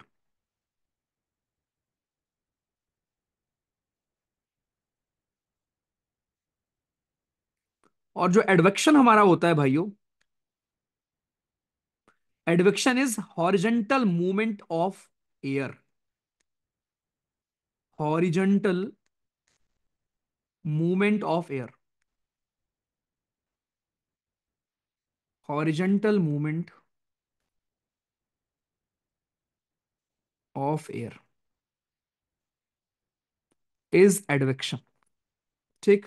So convection is vertical heating of atmosphere, advection is horizontal movement of air. ये दो चीजें हैं, ध्यान रखेंगे हम लोग। ठीक है। इसके अलावा कंडक्शन क्या होता है? कंडक्शन तो कोई चीज एयर के कांटेक्ट में है तो वो भी धीरे धीरे गर्म हो जाती है, उसको बोलते हैं। तो कंडक्शन ऑफ हीट तो हवाओं में यूज होती नहीं है।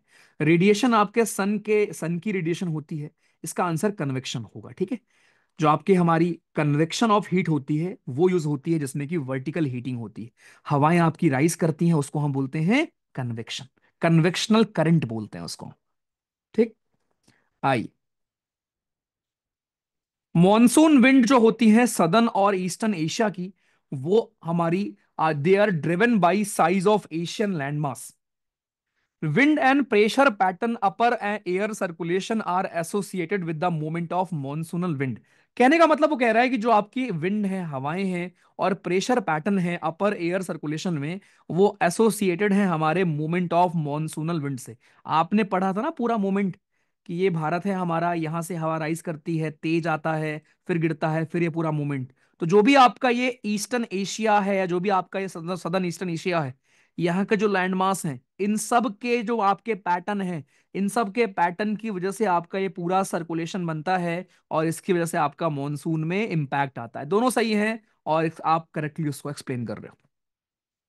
क्वेश्चन नंबर 27, चलो इसका मैं आपको बोल दे रहा हूं। अब एकदम आसान सवाल आपको मिलेंगे। यही कुछ सवाल थे जो मुझे एक्सप्लेन करने थे, बाकी आप सारे ही सवाल आपको एकदम इजी पीजी मिलेंगे। चलो भाई, क्वेश्चन नंबर 27 बताइए।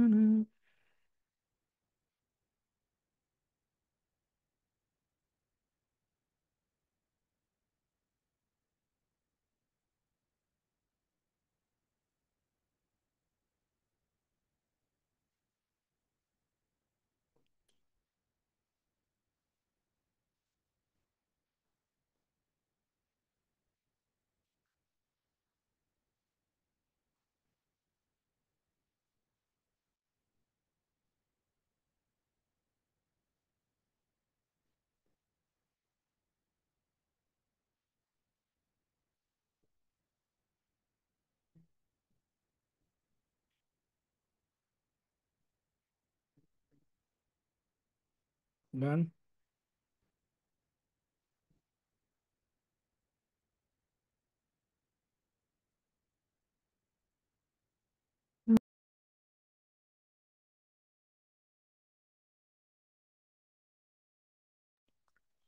हो गया भाइयों। Windward slope of coastal mountains which are at right angles to wind blowing. चलो ठीक है, कर लिया। देखो यहाँ कह रहा है जो विंडवर्ड स्लोप्स हमारे होते हैं कोस्टल माउंटेन्स के, which are at right angles to wind blowing from the sea, are wetter than the leeward slopes. This is because they are windward slopes of coastal mountains which are at right angles to wind blowing from the sea are wetter than the leeward slopes. This is because they are nearer to the sea. The wind have to rise to cross them. Descending winds are warm. The sea is warmer than the land.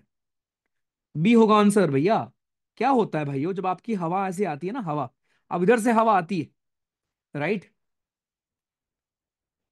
तो इधर बारिश क्यों होती है? Because इसको ऊपर rise करना पड़ता है, जो हवा है इसको राइज करना पड़ता है क्रॉस करने के लिए। राइज करने के चक्कर में क्या होता है, हवा को यहाँ रुकना पड़ता है। तो रुकने में क्या होता है, यहाँ टकराना पड़ता है, और फिर यहाँ पर आपकी इस साइड में बारिश होती है, इस तरफ आपकी होती है बारिश। बी है इसका answer. Consider the following statements, in mountainous region during the day the slopes gets heated. अभी ना आपका फोकस अप डाउन होगा धीरे धीरे, ठीक है। ये रियल ह्यूमन नेचर होता है कि जब आपको लगता है कि हाँ यार अब तो आसान क्वेश्चन मिलने लगेगी, ठीक है, अब आपको लगेगा हाँ थोड़ा सा रिलैक्स हो जाता है, नहीं, आधा 50% डन हो चुका है। प्लीज खुद की मत सुनना, ठीक है। दिमाग तुम्हारा बोलेगा कह रहे भाई बस करते हैं, करेंगे। यही नहीं, सुनो इधर देखो, अभी ये 80 क्वेश्चन करेंगे और उसके बाद इधर देखो, मैं आपको ये पढ़ाऊंगा, उसके बाद आई विल रिकॉर्ड एफकैट की एक क्लास, मैं तुमको प्योर उस क्लास में दिखाऊंगा, टाइम के साथ तुमको दिखाऊंगा कि मैं कब रिकॉर्ड कर रहा हूँ, ठीक है, देख लेना। एफकैट की क्लास में रिकॉर्ड, अब तुमको मैं ये क्यों बोल रहा हूँ बताइए। तुमको मैं इसलिए बोल रहा हूँ because I will have accountability, कि साला आप तो रिकॉर्ड करना ही पड़ेगा। समझ में आया, कि मेरा मन नहीं भी करेगा ना अभी, तब भी मैं करूंगा तुमको पढ़ाने के बाद। अब कहाँ कहाँ भागूंगा अब मैं, अब मैं करूंगा। अभी अगर मैं, मेरा मन करता है ना कि तुमको पढ़ाने के बाद नहीं करूंगा, घर जाऊंगा, अब मैं करके जाऊंगा, क्योंकि तुमको मैंने बोल दिया। समझ में आया। So I do it, so I record a class for AFCAT and then I post it. 26 में क्या रिपीट करना है भाई, कौन सा क्वेश्चन है तुझे, इसमें कुछ क्वेश्चन कर रखे हो ना आप। 26 में ये था कि जो आपके मॉनसून विंड्स हैं सदर्न और ईस्टर्न एशिया की, उनको ईस्टर्न लैंडमास ही ड्राइव करते हैं। ये तो बहुत सिंपल सी बात है ना, कि आपके जो हमारे तिब्बत का प्लेटू है वो गर्म होता है तभी तो हवाएं उधर आती हैं। आपका मैस्करीन हाई में हाई प्रेशर बनता है तभी तो हवाएं वहां से उठती हैं। कहने का मतलब ये था कि जो हवा हमारी मॉनसून की चलती है, उनको चलाने के पीछे हमारे एशिया की ही लैंडमास हैं। सही बात तो है। प्लेटू अगर ना होता तो मॉनसून कैसे आता, अगर ये गर्म ना होता तो मॉनसून कहां से आता। अब उसको गर्म होने के पीछे का रीजन क्या है, वो आपको रीजन में दे रखा है, इसलिए दोनों सही थे, ठीक है। हाँ, तो मैं आपसे ये कह रहा था कि पहले अभी मैं आपको ये 80 क्वेश्चन कराऊंगा, उसके बाद आई रिकॉर्ड एफकैट की क्लास, जो भी आधे घंटे पौन घंटे जो भी जितनी लंबी क्लास होगी। एंड वो basically one liners current affair है एफकैट के लिए, ओके। एंड अगर हुआ तो लाइव भी कर सकते हैं, जैसा होगा बताना आप लोग मुझे, कोई दिक्कत नहीं है। दोनों कर लेंगे यार यूट्यूब पे, कोई इशू ही नहीं है मुझे, ठीक। तो पॉइंट इस, करना है तो करना है, खत्म। नो इफ बट, मन है तब भी करना है, मन नहीं है तब भी करना है, खत्म। वहीं पर बात ही खत्म होगी भैया, इसके बाद कुछ है ही नहीं है। आ जाओ चलो, क्वेश्चन नंबर 28, ठीक है। होपफुली अभी आपको ये क्लियर हो गया होगा। थोड़ा अच्छा क्वेश्चन था ये, लेकिन बड़ा आसान सा तो था यार। बस यही कह रहा है, मॉनसून के जो विंड है उनको साउथ सदर्न और ईस्टर्न एशिया के लैंडमास ही ड्राइव कर रहे हैं, ऑब्वियसली। भाई अगर तुम्हारा, अगर ना होता तिब्बत का प्लेटू तो मॉनसून आता ही नहीं भाई, उसी की वजह से तो आ रहा है, यही तो लिखा है, खत्म। आई, इन माउंटेनियस रीजन ड्यूरिंग, दिन के समय क्या होता है, जो स्लोप आपके हैं वो हीट अप हो जाते हैं, और हवा आपकी मूव करती है अप स्लोप, एंड उसको फिल करने के लिए रिजल्टिंग गैप को नीचे से हवा ब्लो करती है, इसी को हम कैटाबेटिक विंड कहते हैं। अब ये देख लो, इसको कैटाबेटिक नहीं कहते, इसको हम एनाबेटिक कहते हैं। बेसिकली आप यहां कह रहे थे कि जो हवा नीचे से ऊपर जाती है इसको हम कैटाबेटिक कहते हैं, नहीं, इसको भाइयों हम एनाबेटिक कहते हैं। एनाबेटिक बोलो, एनाबेटिक या फिर वैली ब्रीज कहते हैं। कैटाबेटिक क्या होती है, जो ऊपर से नीचे आती है उसको हम कहते हैं कैटाबेटिक, ध्यान रखिएगा। कैटाबेटिक विंड को हम कैटाबेटिक कहते हैं या फिर माउंटेन ब्रीज कहते हैं भाइयों। सो कैटाबेटिक या फिर माउंटेन ब्रीज दोनों सेम चीज हमारी, दोनों हमारी सेम चीज है, ठीक है, ध्यान रखना। During the night the slopes get cooled and the dense air descends into the valley as the mountain wind. रात के समय कह रहा है कि स्लोप्स गेट्स कूल्ड, स्लोप हमारे कूल हो जाते हैं, और डेंस एयर जो है, अगेन फोकस वापस, सेकंड स्टेटमेंट हमारा रॉन्ग है। जब सेकंड रॉन्ग हो गया तो कुछ बचा ही नहीं इस सवाल में, फिर इतना पढ़ कह रहे हो।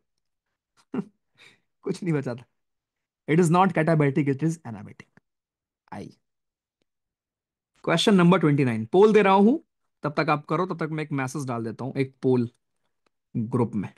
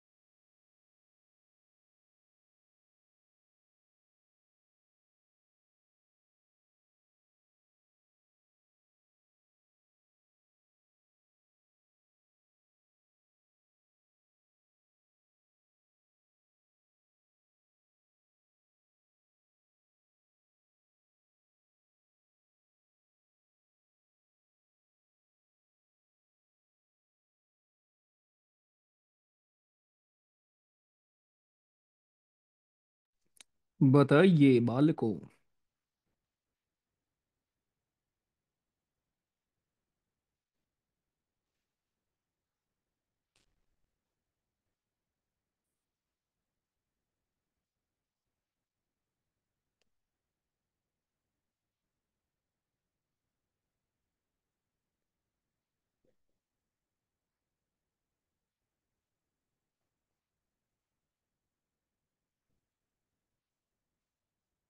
हो गया।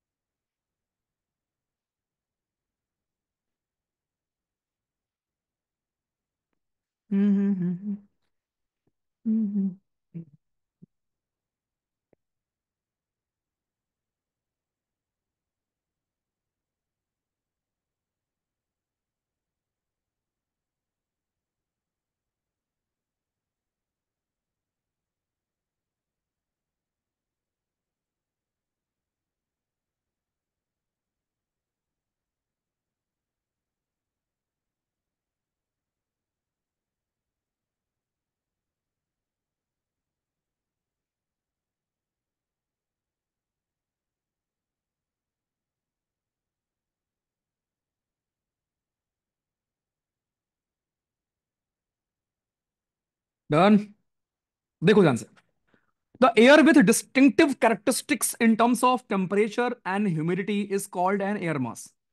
कह रहा था air with distinctive characteristics in terms of temperature and humidity is called air mass. Air mass क्या होता है भाइयों? एयर मास के बारे में आपसे बताया गया है कि ऐसा ऐसी एयर हमारी जिसमें कि डिस्टिंक्टिव कैरेक्टरिस्टिक्स होंगे इन टर्म्स ऑफ टेम्परेचर अलग होगा ऑब्वियसली, ह्यूमिडिटी अलग होगी, उसको एयर मास कहते हैं। It is defined as a large body of air having little horizontal variation. दोनों ही आपके भाइयों हमारे पूछा गया है, नॉट करेक्ट कौन सा है, दोनों ही आपकी करेक्ट है। डेफिनेशन दी गई है एयर मास की, कर लिया, चलो ठीक है। जब दो डिफरेंट एयर मास आपके मिलते हैं उनकी बाउंड्री को हम फ्रंट कहते हैं, कर लोगे, गुड। फ्रंट आपके हमारे मिडिल लैटिट्यूड्स में ऑकर होते हैं और नैरो ग्रेडियंट्स होते हैं टेम्परेचर में। नहीं, नैरो नहीं होते भैया, स्टीप होते हैं। बहुत ही स्टीप डिफरेंस होता है टेम्परेचर और प्रेशर में। ठीक। ये ब्रिंग लाते हैं अब्रप्ट चेंजेस टेम्परेचर में और एयर को राइज करते हैं क्लाउड बनाने में और प्रिसिपिटेशन करने में। तो ऑब्वियसली आपको पता है सेकंड रॉन्ग है, कितने स्टेटमेंट आपके करेक्ट नहीं है ये पूछा गया था, राइट। तो ये यहां पर पूछा गया कितने स्टेटमेंट नॉट करेक्ट। एक सेकंड। कौन सा स्टेटमेंट नॉट करेक्ट पूछा गया है ना, सेकंड ओनली। ये याद है ना आपको, warm current, warm front, cold front. Warm front में ध्यान रखना, इनिशिएट कौन करेगा? वार्म भैया हमारे इनिशिएट करेंगे। कोल्ड फ्रंट में इनिशिएट कौन करेगा? कोल्ड भैया हमारे इनिशिएट करेंगे। कोल्ड फ्रंट में इनिशिएट कोल्ड भैया करेंगे। ये चीजें भी भाइयों ध्यान रखेंगे हम लोग। आइए, कंसीडर द फॉलोइंग क्वेश्चंस।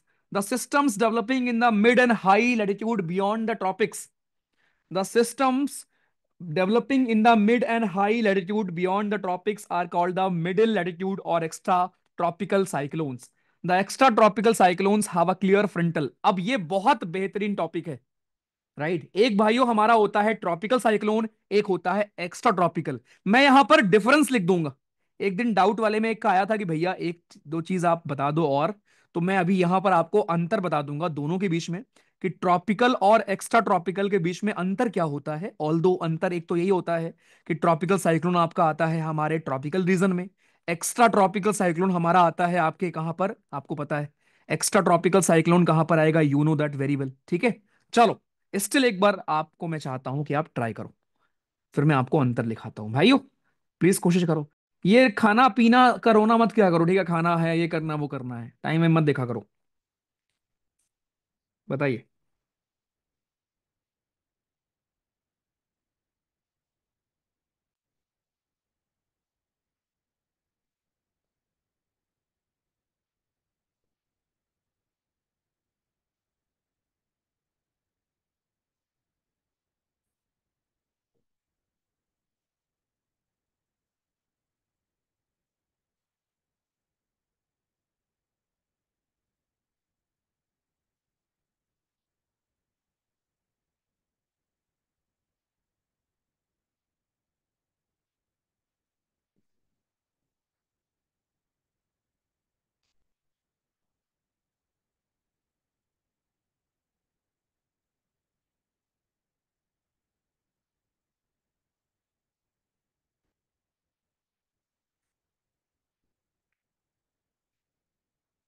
बताइए।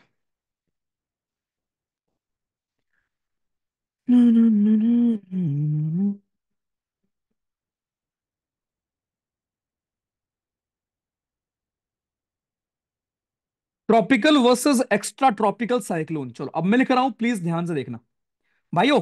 पहला बात तो फॉर्मेशन रीजन क्या होता है, ट्रॉपिकल रीजन आपका, ट्रॉपिकल साइक्लोन आपका बनता है 5 से 20 डिग्री के आसपास, 5 से 20 डिग्री लैटिट्यूड के आसपास, 5 से 20 डिग्री लैटिट्यूड के आसपास आपका tropical cyclone. Extra tropical cyclone आपका बनता है 30 से 60 डिग्री के आसपास, ऑब्वियसली बीच में बनेगा, मिडिल लैटिट्यूड में बनेगा आपका। ठीक है, बहुत आराम से ध्यान रखना। ओके, पहली बात तो ये आपका सबसे इंपॉर्टेंट डिफरेंस आपका होता है कि विंड स्पीड ट्रॉपिकल में वेरी हाई होती है, very high wind speed, very high wind speed. यहां पर कंपेरेटिवली लोअर विंड स्पीड होती है।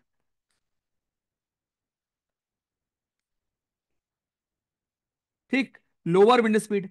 यहां पर क्या होता है, बारिश जो आपकी होती है ना, हैवी रेनफॉल, हैवी रेनफॉल जो आपका होता है वो कंसंट्रेटेड होता है कुछ रीजन में, कंसंट्रेटेड होता है आपके हमारे near centre, near the centre, centre के नजदीक, सेंटर पर नहीं, आई पर तो होगा नहीं, लेकिन सेंटर के नजदीक आपका हमारा मतलब कुछ रीजन में होता है कंसंट्रेटेड। लेकिन ट्रॉपिकल रीजन में क्या, सॉरी एक्स्ट्रा ट्रॉपिकल में क्या होता है ना, रेनफॉल आपका ज्यादा लार्जर एरिया कवर करता है, रेनफॉल आपका स्प्रेड होता है। कहने का मतलब आपको अंतर समझ में एक मेजर अंतर यह होता है कि ट्रॉपिकल साइक्लोन में बारिश तेज होती है, एक्स्ट्रा ट्रॉपिकल रीजन में क्या होता है, बारिश ज्यादा दूर तक होती है। तो यहां पर रेनफॉल आपका स्प्रेड होती है हमारी भाइयों over a large area, it is spread over a large area. हाँ जी, कल पीवाईक्यू सीरीज की क्लास भी करेंगे, कल दिन में उसकी स्लाइड करेंगे फाइनल, मस्त आएगा मजा यार।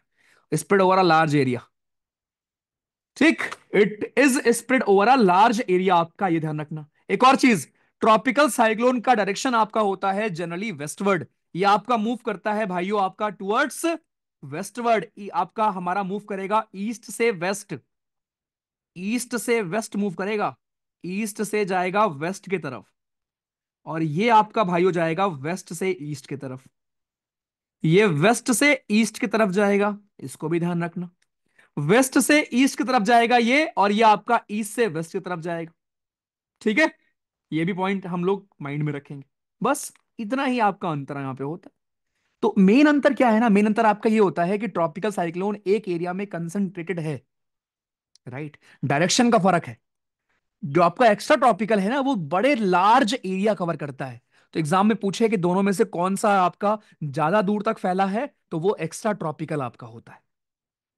ठीक है, एक्स्ट्रा ट्रॉपिकल होता है। लाइफ स्पैन किसकी ज्यादा है, तो ट्रॉपिकल की कम होती है, इसकी शॉर्टर लाइफ स्पैन होती है, shorter life span, life span इसकी छोटी होती है, इसकी होती है लॉन्गर लाइफ स्पैन,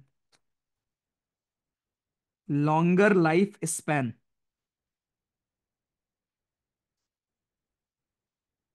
ठीक, ओके, तो ये चीजों को भाइयों हम लोग माइंड में रखेंगे।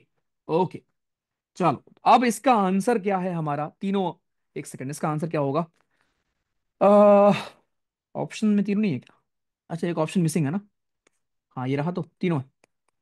चलिए, wind velocity in an extra tropical cyclone is, देख लो, विंड वेलोसिटी क्या एक्स्ट्रा ट्रॉपिकल साइक्लोन में हायर होगी, क्या आपकी विंड वेलोसिटी, नहीं, विंड वेलोसिटी आपकी ट्रॉपिकल साइक्लोन में ही हायर होती है, बट हाँ ये है कि एरिया ज्यादा कवर होता है आपके ट्रॉपिकल, उसमें एक्स्ट्रा ट्रॉपिकल में।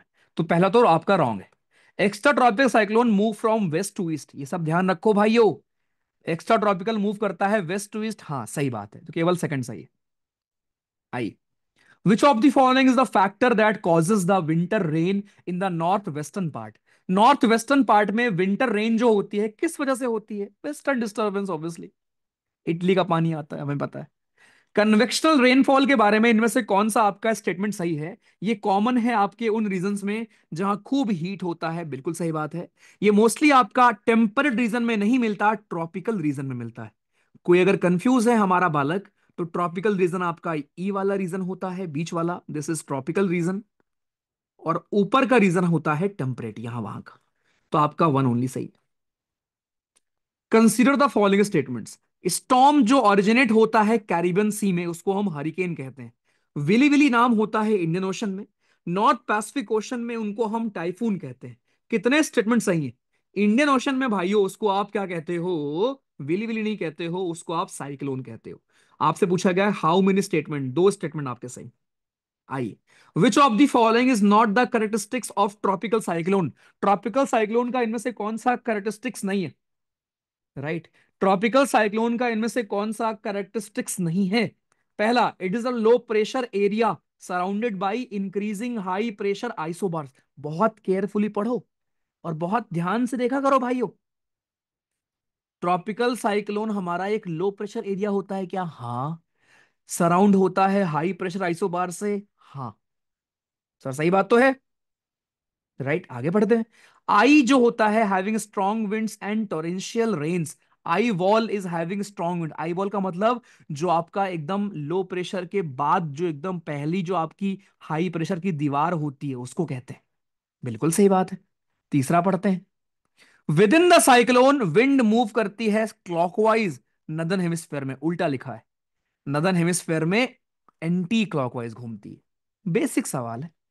आइए, lines connecting places having same barometric pressure, pressure same isobar. 38 question. Somali jet help करता है ऑनसेट और कंटिन्यूएशन में मॉनसून के? हाँ जी सर पता है ये तो। सब पोलर लो प्रेशर आपका थर्मली इंड्यूस्ड है। चलो इसका मैं पोल दूंगा आपको, अभी बताया मैंने कुछ देर पहले आपको। क्वेश्चन नंबर 38 का पोल आपकी स्क्रीन पर भाइयों आने वाला है, तैयार हो जाए। क्वेश्चन नंबर 38 पोल का जवाब दीजिए।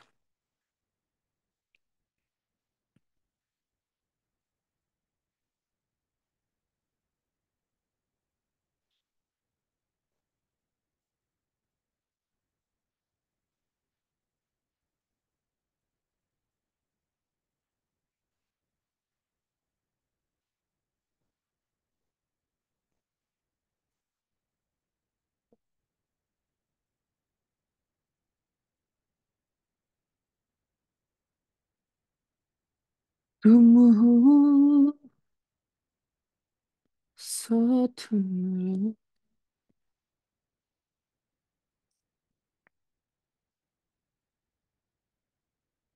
गुड यार। देखो भाइयों, पहला करेक्ट है ना, सोमाली जेट का रोल आपको पता है ना। सोमाली जेट हमारे मॉनसून के ऑनसेट में हेल्प करती है, सोमाली से आपकी आती है। यहीं पर तेज का रोल भी आपको ध्यान होगा, तेज। हमें पता है कि भारत हमारा यहां पर है, ऊपर यहां से यहां लो प्रेशर आपका बना, ऊपर गया बना हाई प्रेशर, उसने चैनल किया आपका ये तेज, यही था ना तेज। यहां पर लो प्रेशर था, ये हवा गिरी, नीचे हाई प्रेशर, फिर से ये मूवमेंट हमारा, और ये सर्कुलेशन आपका चलता रहा चलता रहा चलता रहा चलता रहा। Okay. The sub polar low pressure belt is a thermally induced pressure belt. Sub polar low pressure belt is a thermally induced pressure belt, ऐसा है। The sub tropical high pressure belt is a dynamically induced, अभी मैंने आपको बताया था, उल्टा लिखा हुआ है। जो आपके सब पोलर लो प्रेशर होंगे भाइयों, ठीक है, थर्मली इंड्यूस्ड खाली पोलर वाला होगा, सब पोलर वाला डायनेमिकली होगा। ठीक है, थर्ड वाला आपका सही लिखा हुआ है। तो यहां पर पूछा गया था कौन सा स्टेटमेंट सही है, 1 और 3 सही है, second wrong. I, large sea surface with temperature having higher than 27 degree. ये तुम पढ़ रखे हो, सारे ही हमारे स्टेटमेंट सही हैं, लेकिन एक जगह गड़बड़ कर रखा है। राइट, क्या? लार्ज वेरिएशन नहीं चाहिए अपने को, स्मॉल वेरिएशन चाहिए होता है। तो कितने स्टेटमेंट आपके सही हैं? 3 सही हैं, एक और गड़बड़ है इसमें, और वो गड़बड़ मुझे सामने दिख रही है। अपर डाइवर्जेंस सी लेवल सिस्टम का शुड बी हाई होना चाहिए। ठीक है, और तो नहीं कुछ? हाँ ठीक है, दो गड़बड़ थी। Question number 40। Consider the following statements about thunderstorm. Thunderstorm के बारे में कौन सा करेक्ट है? थंडरस्टॉर्म भाइयों आपका होता है शॉर्ट ड्यूरेशन के लिए, बहुत बड़े रीजन में आपका आता है। राइट, तो पहली बात तो एक चीज जान लो कि थंडरस्टॉर्म आपका आता है छोटे रीजन में, स्मॉलर रीजन। स्मॉल रीजंस में आपका आता है thunderstorm. Thunderstorm are caused by intense convection. Convection से आप तुरंत यहां रिकॉल कर सकते हो, कन्वेक्शनल करंट। यहीं पर आप एडवेक्शन रिकॉल कर सकते हो फिर से। एडवेक्शन वो हॉरिजॉन्टल मूवमेंट। यहीं से फिर से आप वर्टिकल वर्टिकल प्रेशर रिकॉल कर सकते हो। वर्टिकल प्रेशर ग्रेडियंट रिकॉल कर सकते हो। कितना बेहतरीन टॉपिक है सब यार। वर्टिकल प्रेशर ग्रेडियंट रिकॉल कर सकते हो भाइयों, कि 1 मिलीबार का डिफरेंस आता है हर 10 मीटर जाने पर। और ये बैलेंस इसको कौन करता है, इसको आप रिकॉल कर सकते हो। इसको बैलेंस हमारे करता है तुम्हारा ग्रेविटेशनल फोर्स, ग्रेविटी। वो बैलेंस कर लेता है, इसीलिए आपकी हवा वर्टिकल नहीं चलती।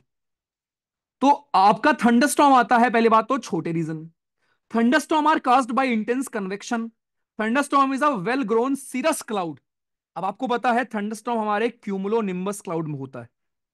Cumulo nimbus cloud, cumulo nimbus cloud में आपका होता है थंडरस्टॉर्म। और यहीं पर एक चीज और ध्यान रखना, कि जो आपके हमारे लोअर क्लाउड हैं, लोअर क्लाउड का जो आपका एल्बिडो होता है वो ज्यादा होता है। एल्बिडो, एल्बिडो लोअर क्लाउड का ज्यादा होता है as compare to upper cloud.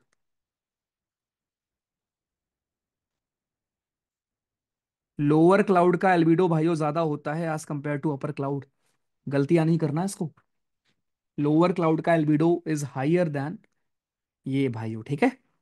तो अब इसमें आंसर हमारा कौन सा होगा? तो फोर्थ रॉन्ग हो गया, सेकंड रॉन्ग हो गया, फर्स्ट एंड सेकंड हमारा इसमें आंसर है। फर्स्ट एंड सेकंड भाइयों हमारे इसमें आंसर थे, ठीक है। सो ये थे हमारे, ये थे भैया जी हमारे 40 क्वेश्चन। तो 40 क्वेश्चन डन। मजा आया क्या, एक बार बता दो पहले। 40 क्वेश्चन डन, क्या मजा आया है? 40 ही क्वेश्चन और बचे हैं। कैसा लगा है भाइयों? तो 40 क्वेश्चन पहले करते हैं, उसके बाद आज ही कर रहे हैं ना हाफ कट वाला? मैं बाहर पूछा हूं, राइट। और डिसाइड तो आप करना है अपने को ही, आपको पता है। पूल का तो वैसे आपको मालूम ही। Third layer practice, 40 question done. 40 और कर लेते हैं। अगर किसी को रिपीट करना है बताना, मैं रिपीट कर दूंगा कोई क्वेश्चन, वैसे तो होगा नहीं, बट एक दो मैं रिपीट भी कर दूंगा अगर कुछ ऐसा है तो। बस 40 क्वेश्चन और है भाइयों। 40वें में कुछ गलती है, 40वां ही रिपीट कर दूंगा, अरे भैया। बाकी आगे आसान क्वेश्चन है। 33। चलो ठीक है, लास्ट के लिए रखो। जॉब से डायरेक्ट अगर क्लास ज्वाइन करी है, तो सेकंड रॉन्ग किया तो भैया, अरे sorry sorry sorry sorry sorry, sorry first first and three होगा। सॉरी यार।